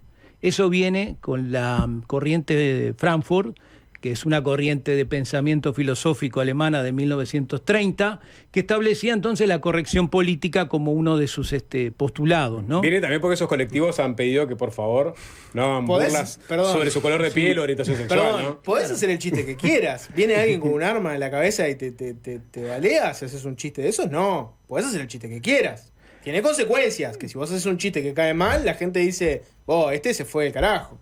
Bueno, pero evidentemente antes, o sea, cuando yo tengo unos años más que ustedes, ¿no? Podría ser el padre de varios acá. No tengo un hijo solo nomás, no se preocupen. Pero lo que les digo es que evidentemente la gente se deja manejar por esa dictadura y entonces no perdemos un poco la identidad. Pero vos ese chiste de él y hoy no lo harías entonces. No, ¿por qué no? ¿No veo por qué? No veo porque te pedí para hacerlo, no lo haría porque no lo haría porque los dos somos de Nacional, de repente. Pero si fuera de otro, en otro. Si fuera Babi, por ejemplo. Claro, obviamente. Pero no, dejando de lado los chascarrillos, Sí. ¿no? Yo entiendo que tenemos que recuperar la libertad, ¿no? Tenemos que no tenemos que tener miedo de ser lo que somos, sea bueno, sea malo, sea brillante o sea mediocre. Bueno, tenemos que tratar de ser siempre lo mejor. Ahora nos metemos con la ciudad de la libertad. Sos descendiente de croatas. Sí. Tu abuelo fue, ¿no? Que vino con una mano adelante y otra atrás desde Europa. Y ahí se hizo un lugar en el mundo laboral uruguayo. Incluso trabajó en la construcción del Estadio Centenario en el año 29. Y así pudo traer a su familia. ¿Tus padres a qué se dedicaban? Bueno, mi papá era ex policía y mi mamá ama de casa. Ama de casa. Mi mamá ama de casa. Ambos fallecidos ya, lamentablemente, ¿no? Pero lo que estaba diciendo también, complemento, era otro Uruguay, ¿no? Mi abuelo, el que tú mencionas, estaba por un lado viniendo del exterior, ¿no? Y después tenía otro abuelo, que es el papá de mi mamá, que era también lo más pobre, que los dos eran lo más pobre que se puede ser, ¿no? Porque este abuelo que yo les digo era un niño abandonado.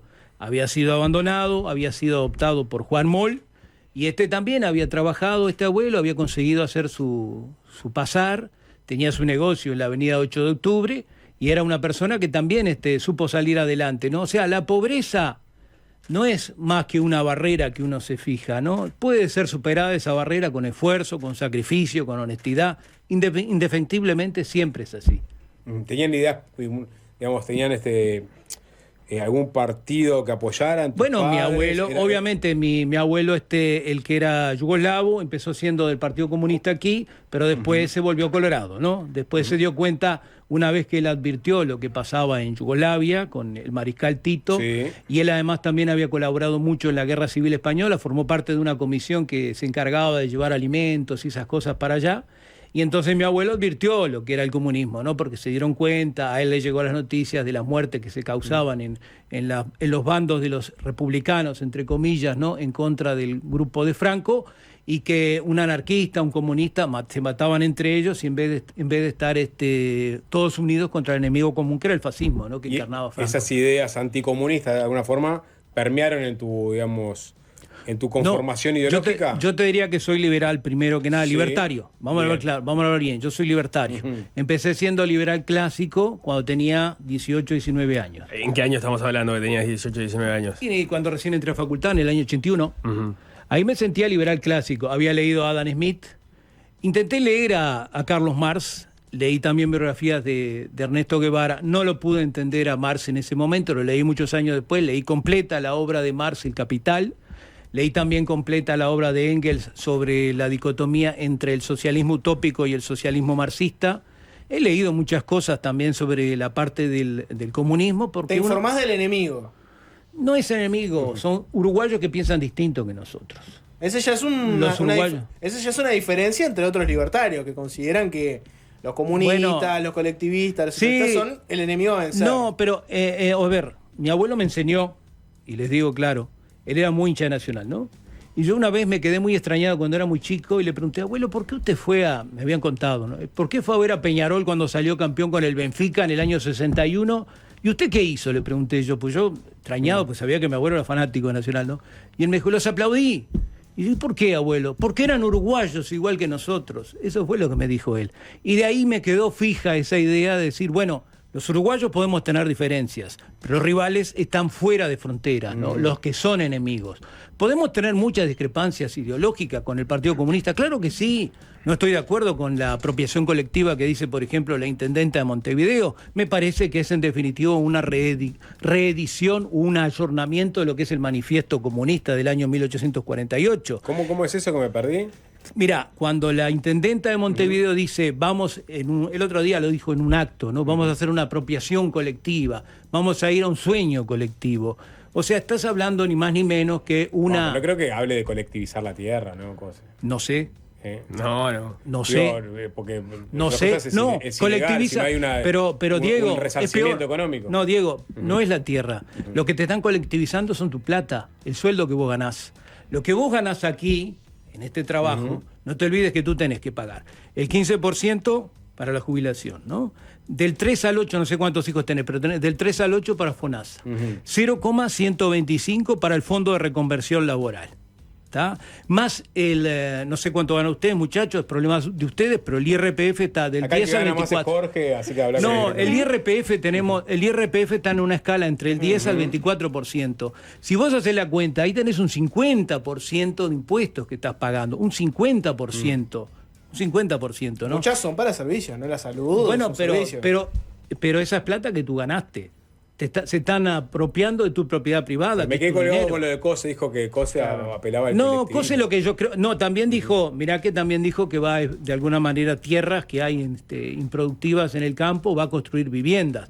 No sé de dónde va a sacar los fondos para hacerlo, pero evidentemente van a salir de los impuestos, no lo va a poner ella el dinero. ¿Cómo no lo puso con el Antel Arena? ¿Cómo no lo puso cuando ella se puso una oficina mejor de la que tenía en el ministerio? No le sirvió el edificio de ANCAP para cuando era ministra de Industria, ya en el año 2015, y entonces ella se alquiló una oficina por $50.000, ¿no? No le sirvió. O cuando la revista Forbes, por ejemplo, le pagó $60.000 por una nota, cuando ella era presidenta de Antel, que la pagaste tú, que la pagó Nicolás, que la pagó Jorge y que la pagué yo, porque todos teníamos teléfono de Antel en ese momento, ¿no? Así que vamos a poner las cosas en su justo término.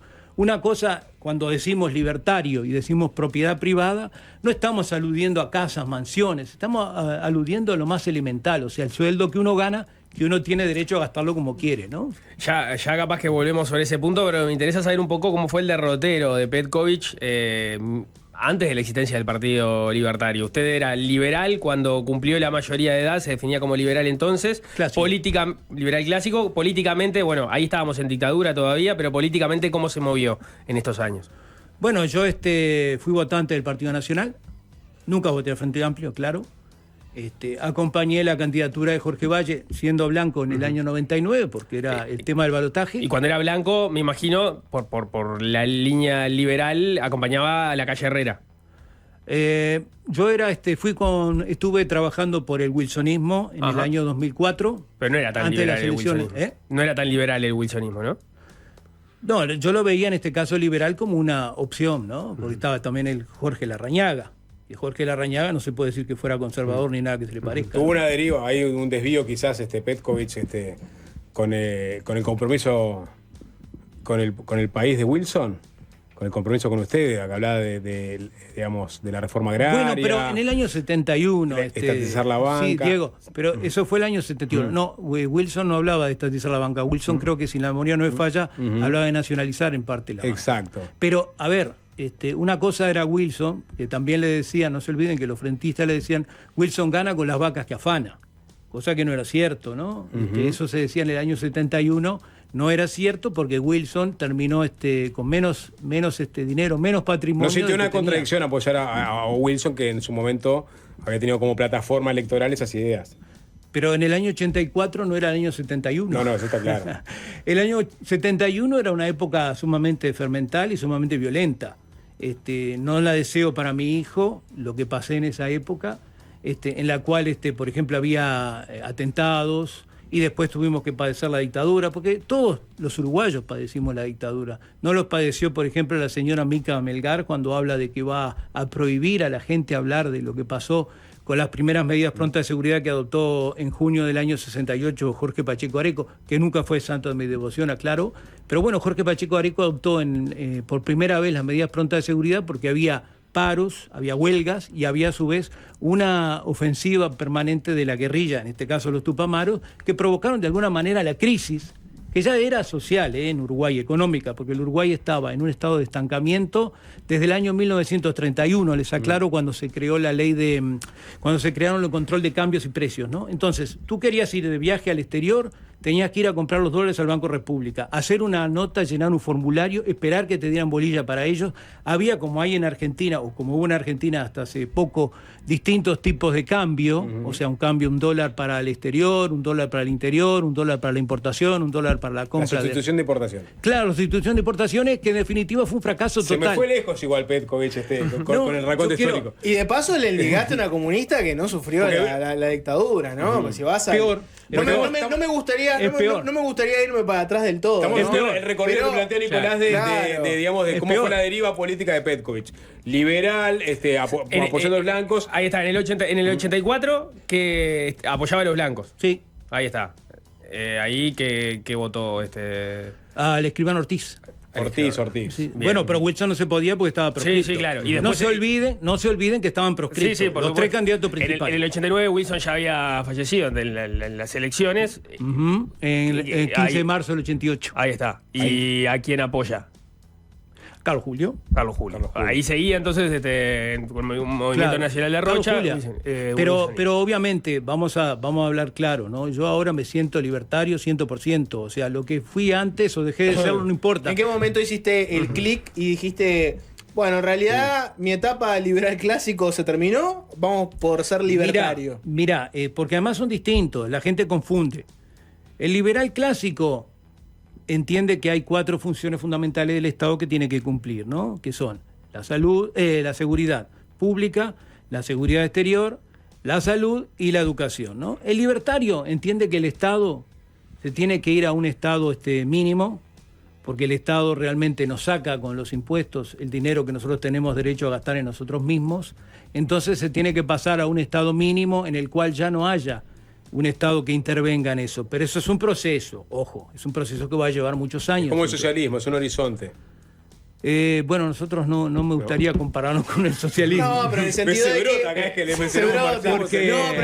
que tiene un objetivo ideal y después va incrementando. Pero mirá que el socialismo están diciendo... Inalcanzable también debería haber dicho. Desde 1848 que están diciendo que el socialismo va a salvar al mundo y la verdad que lo vemos que lo mata de hambre a toda la gente que está sufriendo, ¿no? Como pasa en Cuba desde el 1 de enero del 59, como pasa en Venezuela desde el año 2012. Pero ¿cuál es el role model, como le dicen los norteamericanos, del minarquismo, por ejemplo? ¿Cuál es el país? ¿Cuál es el faro país guía del minarquismo? Exceptuando algún país africano que está sumido en la guerra civil más atroz. ¿Qué países sin Estado son un ejemplo de éxito?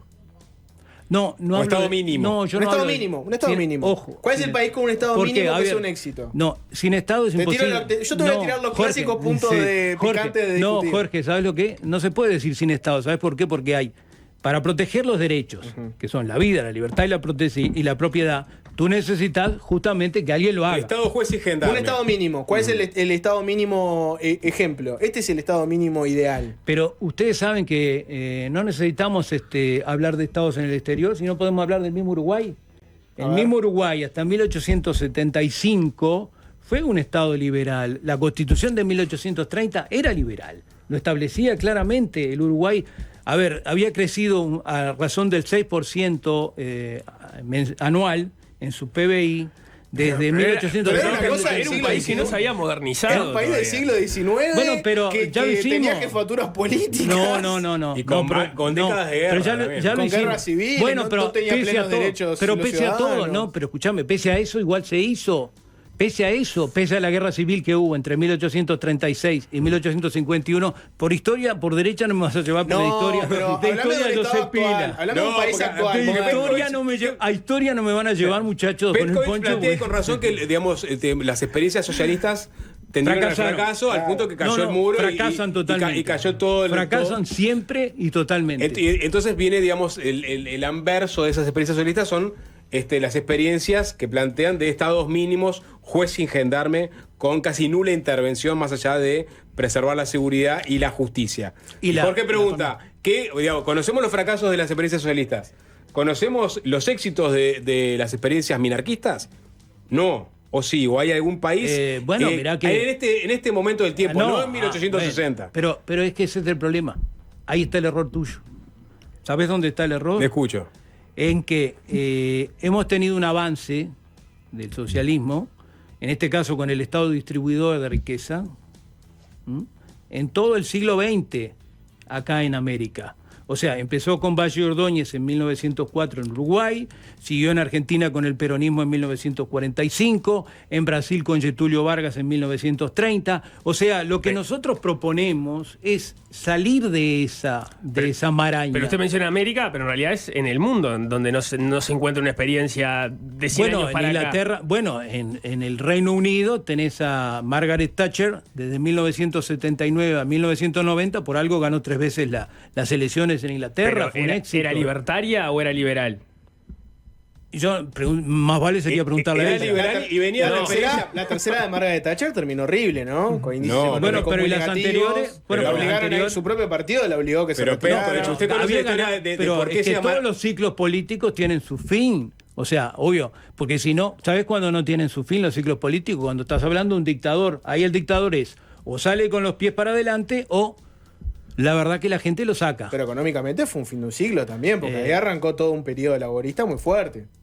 Pero hubo un cambio, pero es que eso es la democracia. Pero que vos me decís que es un éxito, yo te digo, fue un mirá, éxito, fue un éxito en su momento. Y Ronald Reagan en Estados Unidos, que Estados Unidos estaba absolutamente postrado con Jimmy Carter, con Ronald Reagan tuvo un avance muy grande. Pero el caso de Thatcher Petkovic venía justamente, Inglaterra era un modelo de presión fiscal exorbitante. Horrible. Thatcher lo que vino fue a reducir un poco esa presión Hizo fiscal. bien. Pero que ella incluso estaba en niveles muy por encima de la media mundial. No te olvides que incluso a ella le decían la ladrona de leche, porque en Inglaterra ella había sido ministra creo que era ministra de Educación, y había entonces establecido que el gasto, claro, porque la leche no iba realmente a los niños. Como pasa en todos los regímenes socialistas, la leche se perdía por el medio. Iba a la corrupción, se desviaba, no era realmente... Pero no era minarquista, Thatcher. Y de hecho, sus políticas fiscales... Yo creo que ella en esta época... Bueno, pero el avance, yo creo, del libertarismo ahora haría que ella sin duda sería libertaria, o en el momento se definiría libertaria, si viviera. No tengo ninguna duda de que ella se definiría como libertaria. Y Ronald Reagan también, no tengo ninguna duda.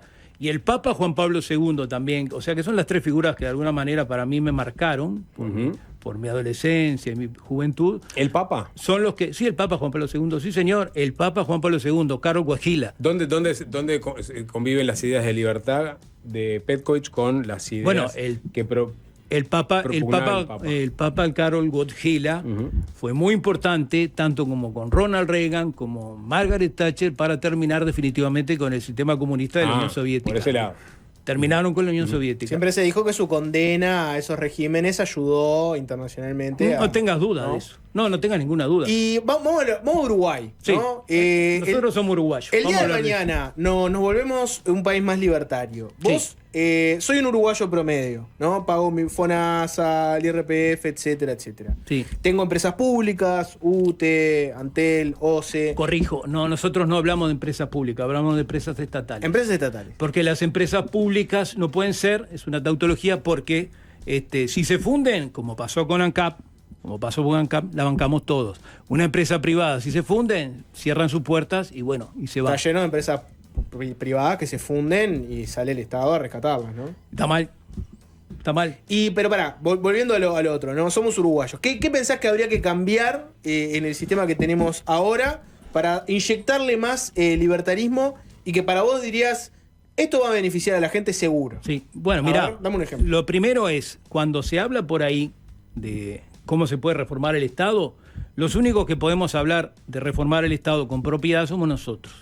Porque después todos los demás son parte del problema, ¿no? Todos entran al Estado, por ejemplo, el presupuesto del siglo, los presupuestos de este siglo, el XXI, ¿no?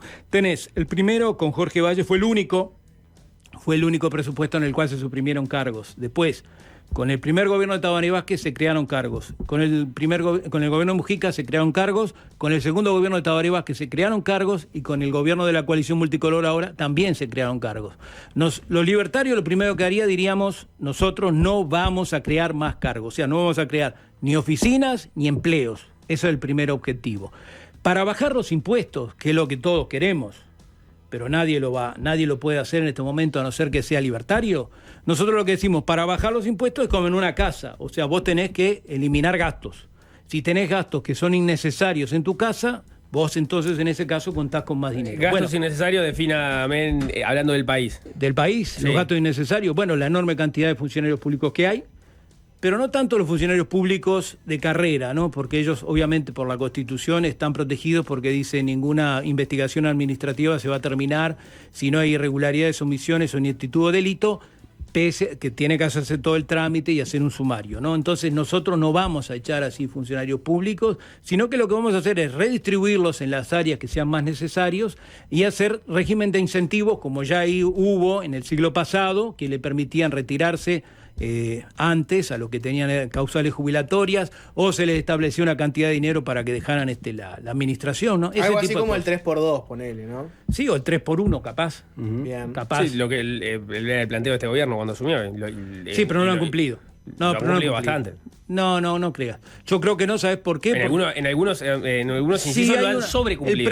El presupuesto habla, ¿sabes qué? De que a los funcionarios públicos se los va a redistribuir, ¿no? Los que sean excedentarios, pero en realidad no hay un número, no se llega a ese caso de ser designado excedentario y mucha gente sigue en la vuelta, ¿no? Pero a ver, nosotros ese problema no es el peor, el problema son los cargos políticos. O sea, estamos hablando de nosotros... No me diga que viene con la cantinela de la casta. ¿Eh? Viene con la, no, yo no hablo de casta. Ah. Eso es un término que no corresponde. No corresponde. Usted no la casta es para la India. Ajá. La casta es para la India. No corresponde al Uruguay, o sea, tenemos acá políticos. en Uruguay tenemos clase política. ¿Tenemos clase política? Clase política o rosca. A mí me gusta un término cuando era chico. La vieja rosca. La vieja rosca política que hay, Pero ¿no? tenemos políticos que el padre era político candidato a presidente, el abuelo político candidato a presidente, y así seguimos. Y el hijo que era el hijo de un guerrillero fue designado presidente de ANCAP, que no tenía ni siquiera título y fundió ANCAP por 800 millones de dólares. ¿No te parece que cabe un poco la expresión casta cuando hablamos de familia? Yo que sé, los Valle, los Herrera. Pero bueno, también podés hablar, ya te digo, de Sendik padre, Sendik hijo. Sendik padre guerrillero son dos, y Sendik hijo. Estamos yendo a casos puntuales. Usted dice habla de clase política o la rosca, es decir, que existen intereses creados propios de ese núcleo de uruguayos que se dedican a déjenme concretar el pensamiento, sí, por favor. Sí, no, sí. lo que nosotros decimos, o sea, por ejemplo, los adscriptos. Los cargos de adscripción, los cargos de secretario que se ponen, que son todos cargos políticos, como dice la Constitución, no están sometidas a la regla de los funcionarios públicos. Es cierto, no son inamovibles, pero de alguna manera durante esos 5 años están cobrando un dinero que de repente se podía destinar a otra cosa y que es absolutamente innecesario ese gasto, ¿no? Nosotros estimamos que son alrededor de 10 a 15 mil los funcionarios que de alguna manera son cargos políticos que están siempre en la vuelta y que esperan cada uno de los periodos electorales para llegar. En todos los partidos, coalición multicolor, coalición de izquierda, en todos hay, y entre todos son para sumar ese número, ¿no? En un estado juez y gendarme, que es el que plantean ustedes de forma un tanto aspiracional, ¿prefieren unas Fuerzas Armadas robustas, con la misma cantidad de efectivos que tenemos ahora, o más achicadas? Mirá, yo lo que creo, creo que las Fuerzas Armadas también están mal distribuidas en muchos casos, ¿no? O sea, hay una gran cantidad de funcionarios administrativos, igual que pasa con la policía, ¿no? Que en definitiva, si fueran volcados a otras áreas, por ejemplo, yo entiendo que sería muy bueno que la Armada uruguaya contara con medios, con equipamientos, con barcos para los 200 millas de plataforma continental, ¿no? Para evitar que se saque la riqueza uruguaya histícola por parte de flotas pesqueras de otros países, por ejemplo. Eso estaría bueno. Estaría bueno también que tuviéramos una flotilla aérea mejor, porque nuestros aviones son muy viejos, son obsoletos. Se dio como una gran cosa la compra de los Hércules hace 2 años, pero son aviones que tienen varias décadas, ¿no? Realmente son muy viejos. Ese tipo de cosas hay que mejorar, ¿no?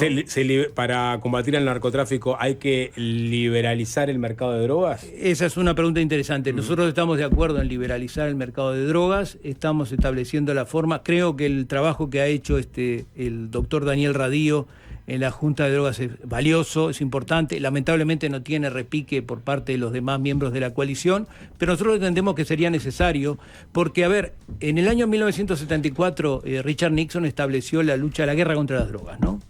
Uruguay tiene una ley también de esa época, del año 74, y después el resto de los países de alguna manera se acopló. Bueno, hay que terminar con el tema de las drogas, pues es una guerra perdida. No se puede ganar.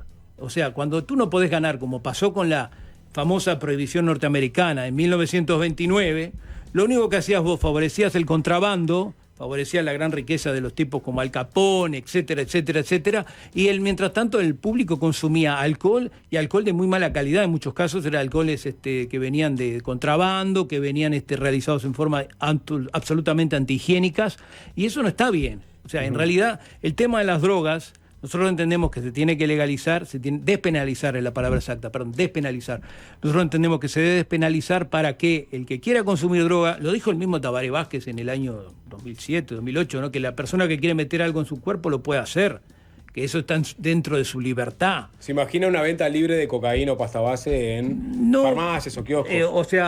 Farmacias o kioscos no sé dónde. O sea, evidentemente lo que se iba a establecer es que, en definitiva, tendría que tener ciertas normas de calidad establecidas por el Estado que de alguna manera servirían, en nuestra opinión, para acabar con el narcotráfico, que es el que está de alguna manera. El narcotráfico, el micromenudeo de drogas es lo que está de alguna manera condicionando la política de seguridad del país, ¿no? Es muy negativa. Se quejó de los impuestos, se quejó del FONASA. Con respecto a la salud y a la educación, ¿cómo la piensa Petkovic? No en el horizonte final, en un eventual primer gobierno. A ver, el FONASA, no es que me queje yo. Vimos el otro día en el diario que salieron, hay un déficit de 260 millones de dólares, un disparate, 800 millones, una cosa de locos. Hay una discusión sobre el déficit. Yo vi a Olesker, pero en realidad es como que vos sos juez y parte, ¿no? Porque él fue uno de los autores de la ley. Entonces, como que el testimonio de él hay que tomarlo entre comillas. No sabemos hasta qué punto está diciendo la verdad o hasta qué punto no está flechado por el hecho de haber sido él uno de los promotores de la ley del FONASA. Más allá del número, en Uruguay la salud y la seguridad social, sabemos que el Estado tiene que hacer aportes porque los sistemas esos solos no se están financiando. Es que en realidad están mal administrados. Para vos es la administración el problema, que estén mal administrados. Están pésimamente. ¿O es un tema de fondo de que lo que tendríamos que tener es una salud netamente privada o una educación privada? Bueno, nosotros los libertarios entendemos que tiene que haber competencia también a nivel de todo. Tiene que haber una competencia, tiene que haber libre mercado, para no hacer propaganda si cambiamos los términos. Tiene que haber libre mercado, tiene que estar la posibilidad de cualquiera que quiera tener un sistema de salud optar por ese. El FONASA, en definitiva, te marca porque... pero hay gente que no podría, ¿no? Hay gente que no podría pagar antes de la reforma de la salud. ¿Pero tú crees que hoy día la salud está muy bien? No. Yo estoy en una sociedad privada, ¿no? Lo que sí creo es que si hay un mercado para eso y hay gente que no lo puede pagar, pero, Nicolás, honestamente, yo tengo una sociedad privada que no es de las más grandes, es una sociedad nueva, moderna, no voy a decir el nombre, tiene varias sucursales por acá, por Montevideo, es nueva, con C empieza el nombre. Y yo lo que les decía que esta sociedad, por ejemplo, yo para médicos absolutamente comunes, como tengo un poquito de diabetes, para pedir para la endocrinóloga, me dan para 3 meses.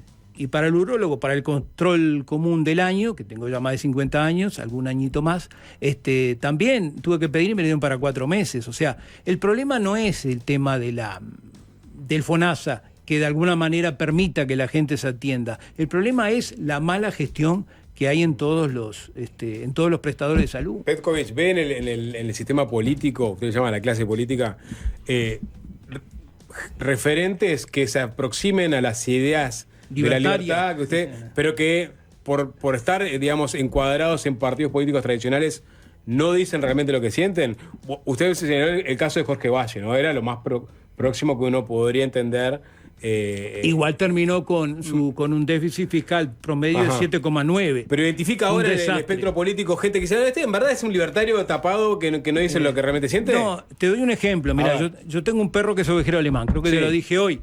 Ese perro que tengo yo, para ser ovejero alemán puro, para tener a los 2 lados de la quijada los famosos lunares, para tener las orejas erguidas, para medir, 59 centímetros de cruz y tener el manto negro, ¿qué tiene que tener? Un padre ovejero alemán y una madre ovejera alemán, de raza, ¿no? Entonces, si vos me decís, esta persona es libertaria, pero está en un partido político que no es libertario o que no es liberal, evidentemente no puede salir de eso, un liberal. Se llama Max, el perro. Max. ¿Por Zapolinsky no?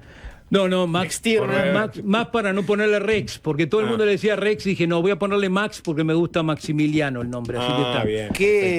¿Qué, por ejemplo, ¿no? Hablando de cosas en general, ¿Qué tendría de malo un Uruguay como el que tenemos ahora, muy estatista, si yo como persona tengo una salud pública, tengo empresas que dentro de todo son bastante baratas y eficientes, empresas estatales? ¿Cuáles? ¿La UTE? ¿Y la OCE? Y la OCE, yo, exceptuando ahora con la famosa crisis hídrica, creo que por lo general, yo qué sé, no me he quedado sin agua frecuentemente. Bueno sería, ¿no? Que si una empresa pública no te puede proveer lo mínimo, ¿para qué la tenemos, no? Si comparo con Argentina, por ejemplo, ¿no? Que tiene empresas que están más en competencia. Estamos hablando del que está jugando en la B, ¿no? O sea, estaban jugando en la B los argentinos, vamos a hablar claro, ¿no? Yo quiero mucho Argentina, viví 2 años de mi vida allá y había un 50% casi de pobreza.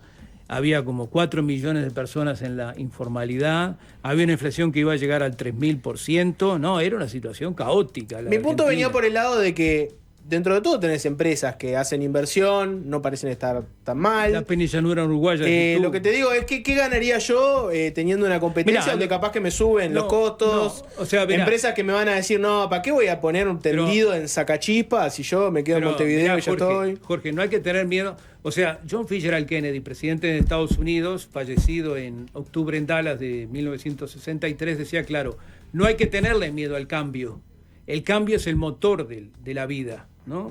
Aquellos que tienen miedo y que piensan en el pasado y el presente van a perder el futuro, lo decía él, ¿no? Y es una frase que nosotros entendemos muy aplicable. No hay que tenerle miedo al cambio, ¿no? El pueblo uruguayo ha cambiado a lo largo de su historia. Le cuesta, es cierto, ha cambiado. Y algunas veces le ha ido bien, otras veces le ha ido mal, otras veces le ha ido más o menos, ¿no? Usted apoya entonces el cambio de Tavares por Bielsa. Lo vuelve el fútbol para ir cerrando. Bueno, mirá, todo lleva al fútbol. Pero creo que Bielsa ha demostrado, le ganó a Brasil y Argentina, a uno en su casa y al otro acá en el estadio, cosa que no se había visto con Tavares, ¿no? Y no dejemos de lado el tema político, porque Tavares hasta el 2010 fue un técnico que le dio resultado a Uruguay, lo puso cuarto en el Mundial. Pero bueno, cuando después, además por el tema de la edad, el tema de su salud, evidentemente que no podía hacer lo mismo, ¿no? Pero quiero terminar antes con lo que me preguntó Jorge. ¿Qué ganaríamos? Lo que me dice Jorge, ¿qué ganaríamos? Bueno, yo creo que ganaríamos mucho, Jorge. ¿Sabes por qué? Porque, primero, lo que vuelvo a lo de hoy, tú contarías con más dinero en tu bolsillo. Si tenés un IVA a ventas, como es lo que yo propongo, un IVA a ventas, o sea, vos pagás solamente el IVA en el momento que compras el producto, ¿no? Sea el 10, sea el 12, no importa el porcentaje que sea. Como no pagó el almacenero, que te vende, por ejemplo, 1 litro de un refresco, como no pagó el transportista, como no lo pagó la empresa que lo hizo, a vos ese producto te va a valer más barato. Pensá, por ejemplo, cuando hubo la crisis hídrica con el tema del agua, habían sacado el IMESI, ¿cuánto pagabas el agua y cuánto lo pagás ahora? Prácticamente la mitad. Ese sería el único impuesto que usted pondría. El IVA a ventas, pero obviamente el IAS también hay que sacarlo. El IAS es un impuesto absolutamente injusto porque no es lógico que después que tú te jubilás sigas pagando un impuesto, porque si ya trabajaste, si ya generaste el ingreso que tenés derecho a seguir percibiendo. Eso es una. Y termino un poco, por ejemplo, con la parte de las jubilaciones, que tiene que quedar claro que si se pasara un sistema de aporte, de retención de la gente, ¿no? Que la gente pusiera en el prestador de su confianza, la AFAP que fuera, o el nombre que tú quieras ponerle, porque parece que la gente dice AFAP, parece como que era el diablo acá, ¿no? No, pues el lugar donde vos quisieras poner. Y que ahí pusieras un aporte X y no tuvieras toda la detracción que hacen de tus ingresos en cuanto al tema de la administración, del BPS, el tema de los impuestos que te ponen por el tema del FONASA, el tema del IRPF. Vos ganarías mucho más y estarías mucho mejor, no tengo ninguna duda. Y las empresas públicas, nosotros proponemos que se tienen que privatizar, que le dicen empresas públicas, bueno, tienen que ser realmente empresas, o sea, privatizarla, y no va a ser para peor eso. Como también no va a ser para peor, por ejemplo, un trabajo muy bueno que les recomiendo que lo lean, de que el salario mínimo empobrece, que hizo mi amigo Fernando Dotti, que también forma parte del partido, el abogado libertario que ustedes conocen. Él estableció que si nosotros sacáramos el salario mínimo, que en Uruguay es aproximadamente 22.000 pesos, ¿no? Son unos $500, por ahí.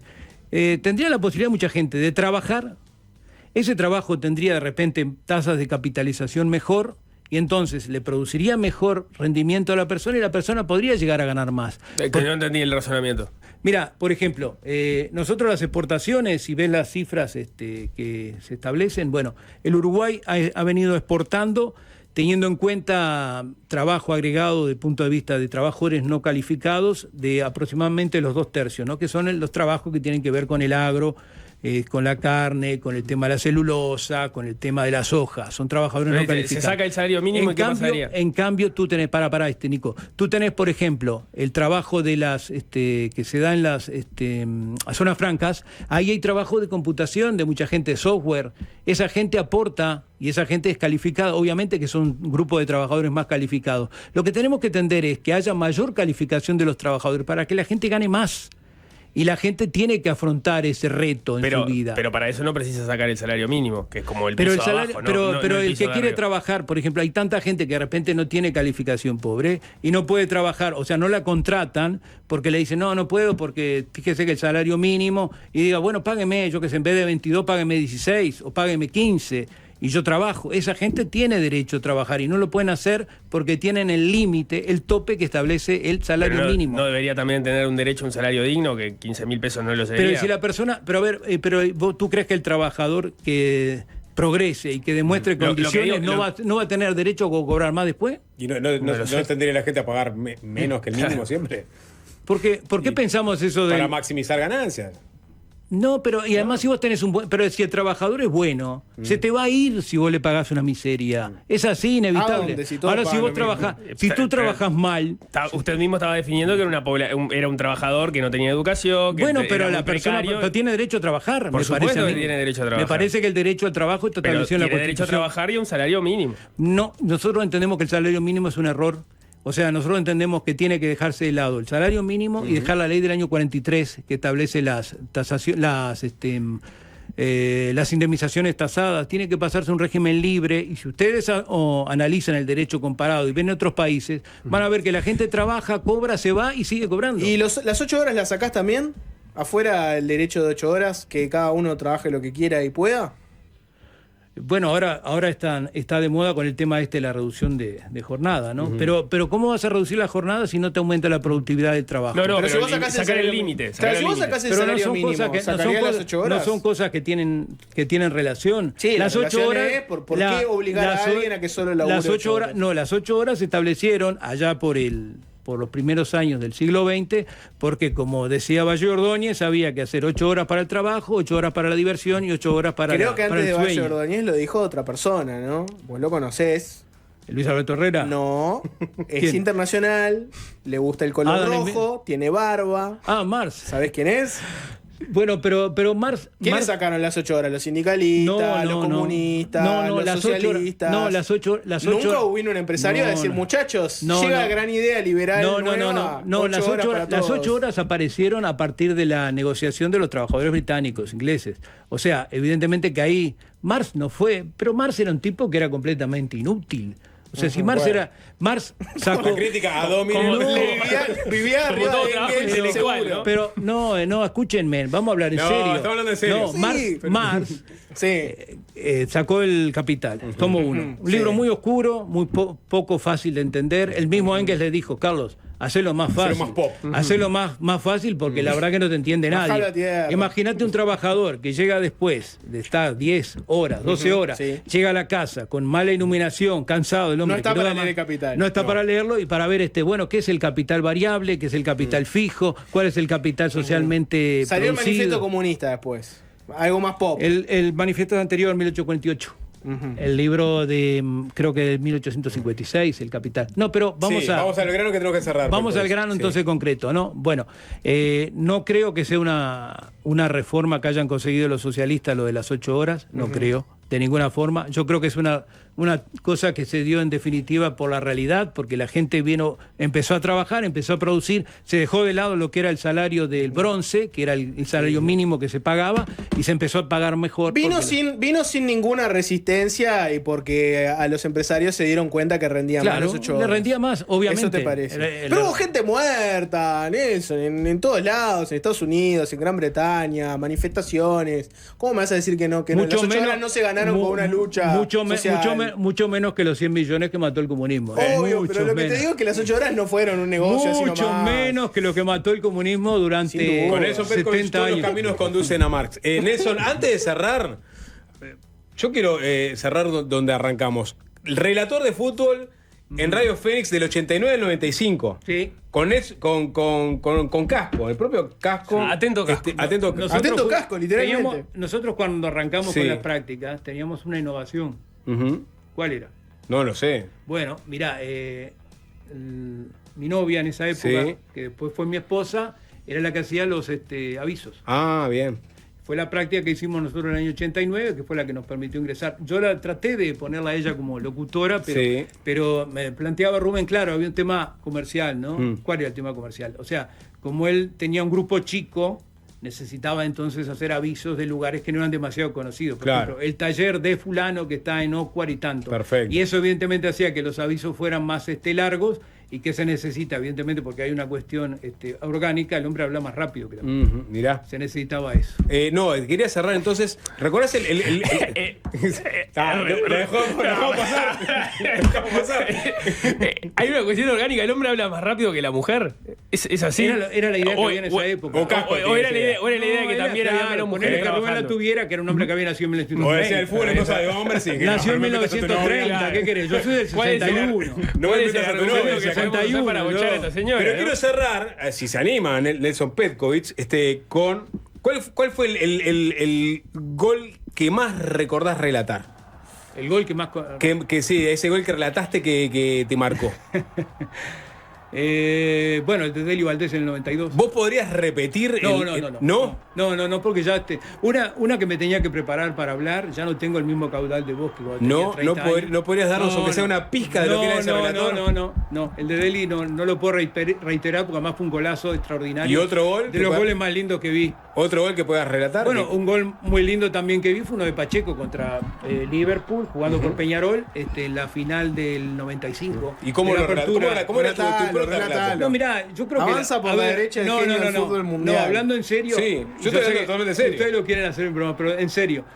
A ver, cuando tú sos periodista, tus preferencias tenés que dejarla de lado. No quiero meter a la pelea nacional en esto. Quiero conocer el estilo de Petkovic, que yo no lo conocí. Bueno, el estilo mío era similar al de... A ver, ¿quién te podría decir? Imitaba, por ejemplo, a... Me gustaba Heber Pinto, porque lo escuché mucho. ¿Me puede dar una muestrita que sea? Pero la voz de Heber Pinto era irrepetible. Bueno, pero quiero ver la de Petkovic. No. No se anima. No digo, la megatónica jugada no la puedo decir. ¿Decía megatónica jugada? Sí, ¿no? O ya estaba el artillero respirándole la nuca al golero. Eran frases famosas de Heber, ¿no? Y Heber Pinto decía que ¿Impostaba era la voz usted? ¿Impostaba la voz? Claro, porque si no puedo. No, es que no pueden. No puede más. O sea, evidentemente, ¿sabes qué? No se puede relatar si no impostás. Ajá. Más un registro de voz así media aguda como es la mía, ¿no? Ahí está. Me dijeron, ¿por qué, Nelson, por qué no tomás whisky? O no comés un huevo crudo o esas cosas. Digo, o fumás. Digo, pero es que a mí no me gusta ni tomar whisky, un huevo crudo me daría asco. Y fumar no me gusta, nunca fumé. Entonces, claro, la voz mía nunca pudo ser una voz como más consistente, como la de Alberto Kesman, por ejemplo. Me metías un grito ahí cantando. Como Alberto Kesman. Bien, bueno, nos quedamos con la gana entonces, Nelson Petkovic, de escucharlo relatando. Muchas gracias. Aprovecho si ustedes Sí, claro, adelante. Para saludar a todos mis amigos que están aquí pendientes, sobre todo a mi querida Naya que está escuchándome y a mi hijo, por supuesto. Al que le pueda llegar a interesar incorporarse o informarse más del Partido Libertario, que tienen redes, Tenemos redes, acceden? por supuesto. Yo creo que Diego las había visto, además. Sí, claro. Tenemos las redes, tenemos personal en de Instagram, Nelson. tenemos en Instagram, estamos en Facebook, estamos, bueno, yo estoy en Twitter y tenemos todas las. Buscan Partido Libertario y del Uruguay. salta, Partido Libertario de Uruguay. Y ya ven como si será democrático el partido, que yo, siendo fanático de Nacional, los colores del partido, ¿cuáles son? Amarillo y negro. Gracias. Terminamos con esto. Gracias. Nelson Petkovic, muchas gracias. Es fácil desviarse. Creo que lo estaba contando en la propia canción que escuchábamos. Nacido el 19 de noviembre de 1955 en San José, California. Y ahí arranca después el clásico relato de una canción de blues de los mojones de una vida marcada por la música y el sacrificio. Estamos hablando de Chris Kane, guitarrista norteamericano que va a recalar nuevamente en Uruguay como parte de una gira que lo está haciendo por diferentes partes del sur de América y que tiene como anfitrión local, como impulsor, como músico, como todo, a Juan Pablo Chapital, a quien le damos las buenas tardes. Buenas, Chapa, Sapo, ¿cómo qué andamos? grande. Muchas gracias, un placer estar acá. Qué hermosa tarde para escuchar un poco de blues, ¿no? Divino. La verdad, hoy arrancamos escuchando Stormy Monday Blues de Jethro Tull. Uf, mortal. Esa mortal. versión que hacían con Traversa. Sí, alucinante. Pero contanos un poco, Chapa, ¿quién es Chris Kane y cómo llegás vos a conectar con él al punto que, bueno, estás vos de encargado de traerlo y vos vas a ser la banda, con otros músicos, la banda soporte de él en La Citarrosa el domingo 21, que es cuando va a estar tocando? Sí, total. Bueno, esto surge a raíz de que fui telonero de Robben Ford, un gran artista de jazz y de blues, para el Jazz Tour Uruguay en el Teatro Solís creo que fue en el 2017 o 2016 o antes, porque soy muy malo con las fechas. Cuestión, el manager que trae a Robben Ford a Sudamérica es el mismo de Chris Kane. Robben Ford, por esas casualidades de la vida, me invita a tocar, pegamos tremenda onda.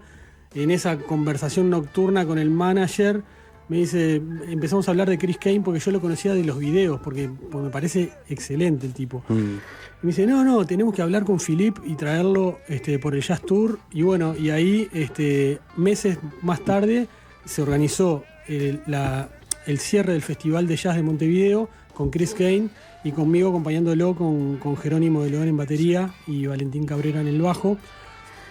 Fue todo muy deforme porque nos mandaron una lista de temas y lo conocimos media hora antes de tocar. O sea, imagínate la primera vez, porque esta que viene es la quinta, pero la primera vez de tocar en el cierre del Festival de Jazz en el Teatro Solís con un tipo americano que no conocés personalmente.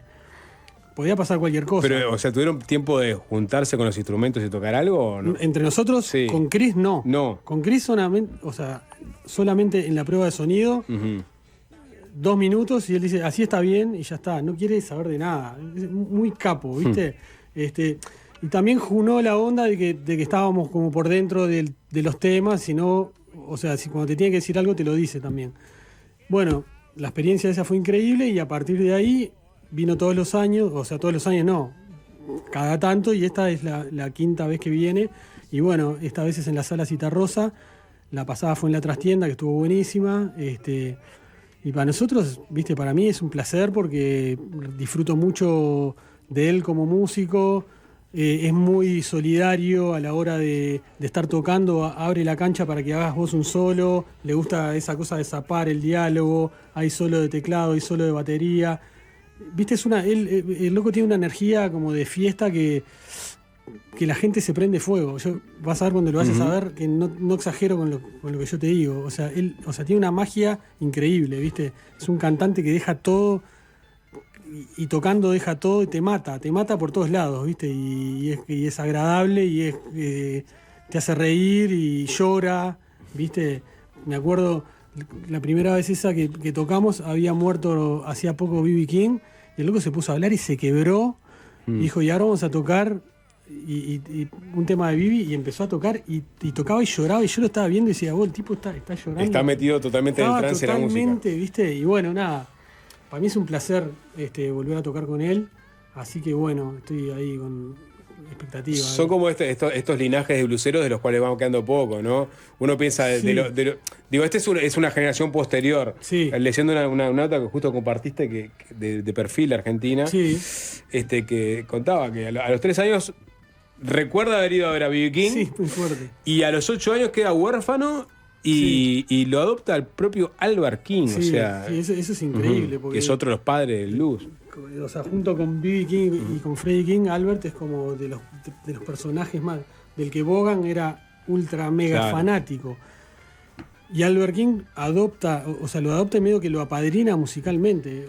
Dicen que era un cara de culo, pero que con Chris Kane era, si voy a ver música, si voy a ver un guitarrista, voy a ver a Chris Kane y bla, bla, bla, bla, bla, bla. Y claro, el loco mamó de la música de Albert de primera mano, ¿viste? Claro. Y es increíble, ¿viste? Es lo más cerca que puede estar de una de estas fieras. Y por otro lado, por su personalidad, o sea, él verdaderamente merecería estar en el Festival Crossroads con Clapton, claro. No sé qué. Que yo creo que eso no sucedió porque él es un hippie, es un loco que no le interesa verdaderamente eso.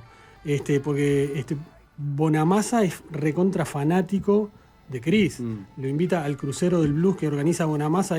Hay un crucero que va Buddy Guy, Eric Gales, Kirk Fletcher y Chris Kane, ¿viste? O sea, el loco está metido en la pomada ahí, pero está, Bonamassa, llevalo de gira a Chris y que lo vea todo el mundo en todos lados, ¿viste? Y bueno, ese se hace su propio viaje. Totalmente. Acá lo que contabas, o sea, él está girando por Sudamérica y en cada ciudad donde toca con una banda local, o sea, y acá en Montevideo estás vos y ¿quién más?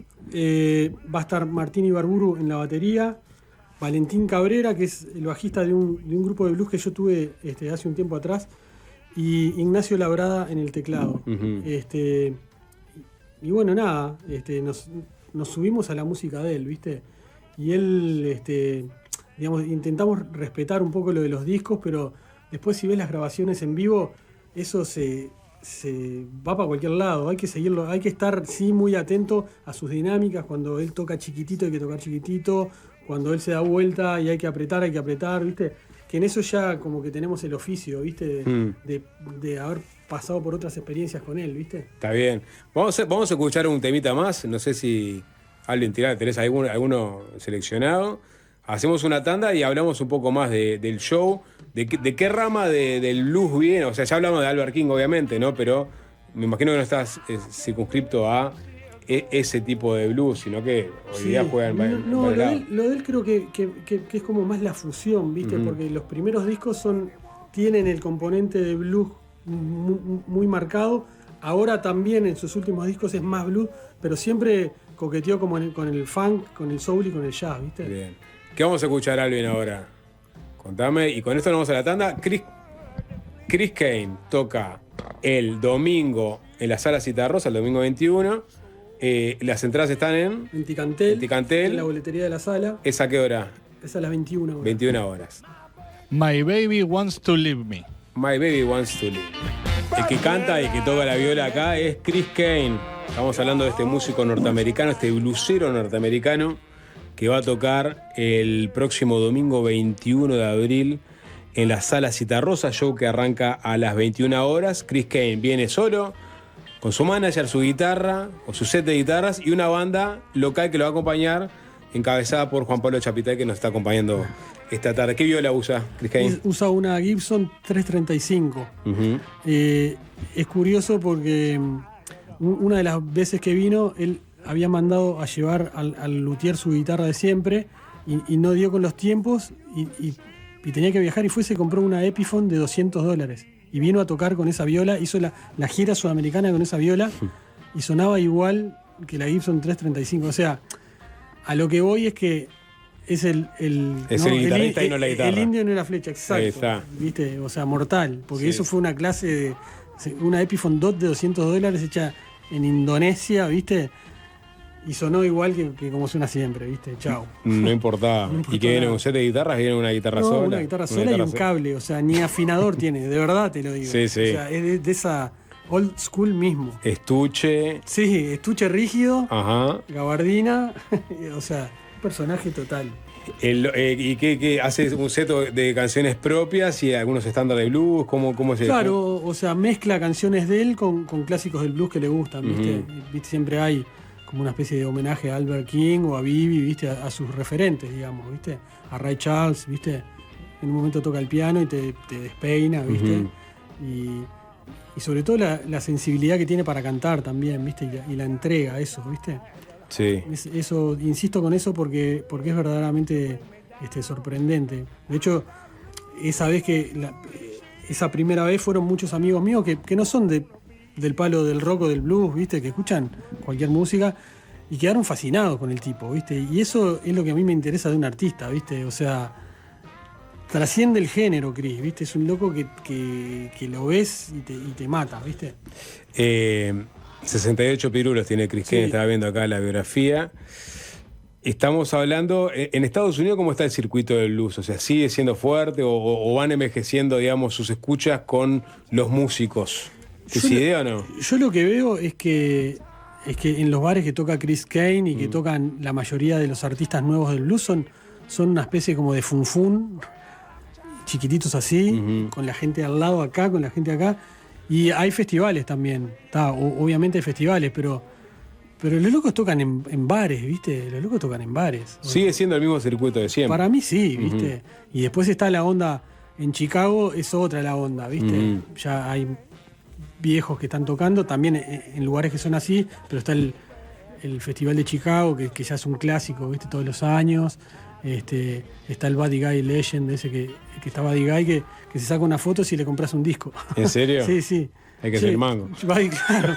Buddy, ¿me puedo sacar una foto contigo? Sí, pero si me compras algo acá del merchandising, es un capo total. ¿Chris Kane anda con su marcha a cuestas o no? Ni eso. No, pero anda es que a Spotify a escucharlo. No, nada, cero todo. Es otra escuela. Otra escuela. Sí, un hippie, un hippie. Es ir a ver un músico de otra escuela, de La Planta. Sí. Ahí en la Citarrosa. Totalmente, sí. Divino. Bueno, nada, está hecha la invitación. Es este domingo, 21 horas, Sala Citarrosa. Entradas a la venta por Ticantel. Sí, y boletería de la sala. Y bueno, y nada, un domingazo. Sí, domingazo divino. está bueno. Es feriado el lunes aparte. Sí, es verdad. Así que es verdad. mucha gente puede. Totalmente. ¿No? Salir y después clavarte un shopcito ahí en la. Le hacemos la competencia al Cosquín Rock, nada que ver. Sí, no, pero es como la bajada de Cosquín. Sí, claro, es la viernes bajada. y sábado, es la bajada, de verdad. Y el domingo te. Sí, completamente. Te des un poco de Chris Kane. Juan Pablo Chapital, muchas gracias. Muchas gracias, Sapo, un Vamos placer. arriba. Vamos arriba, gracias. Y nosotros nos vamos, ya está el Nene Cuba en controles, se viene 3-0. Chau. Fácil desviarse.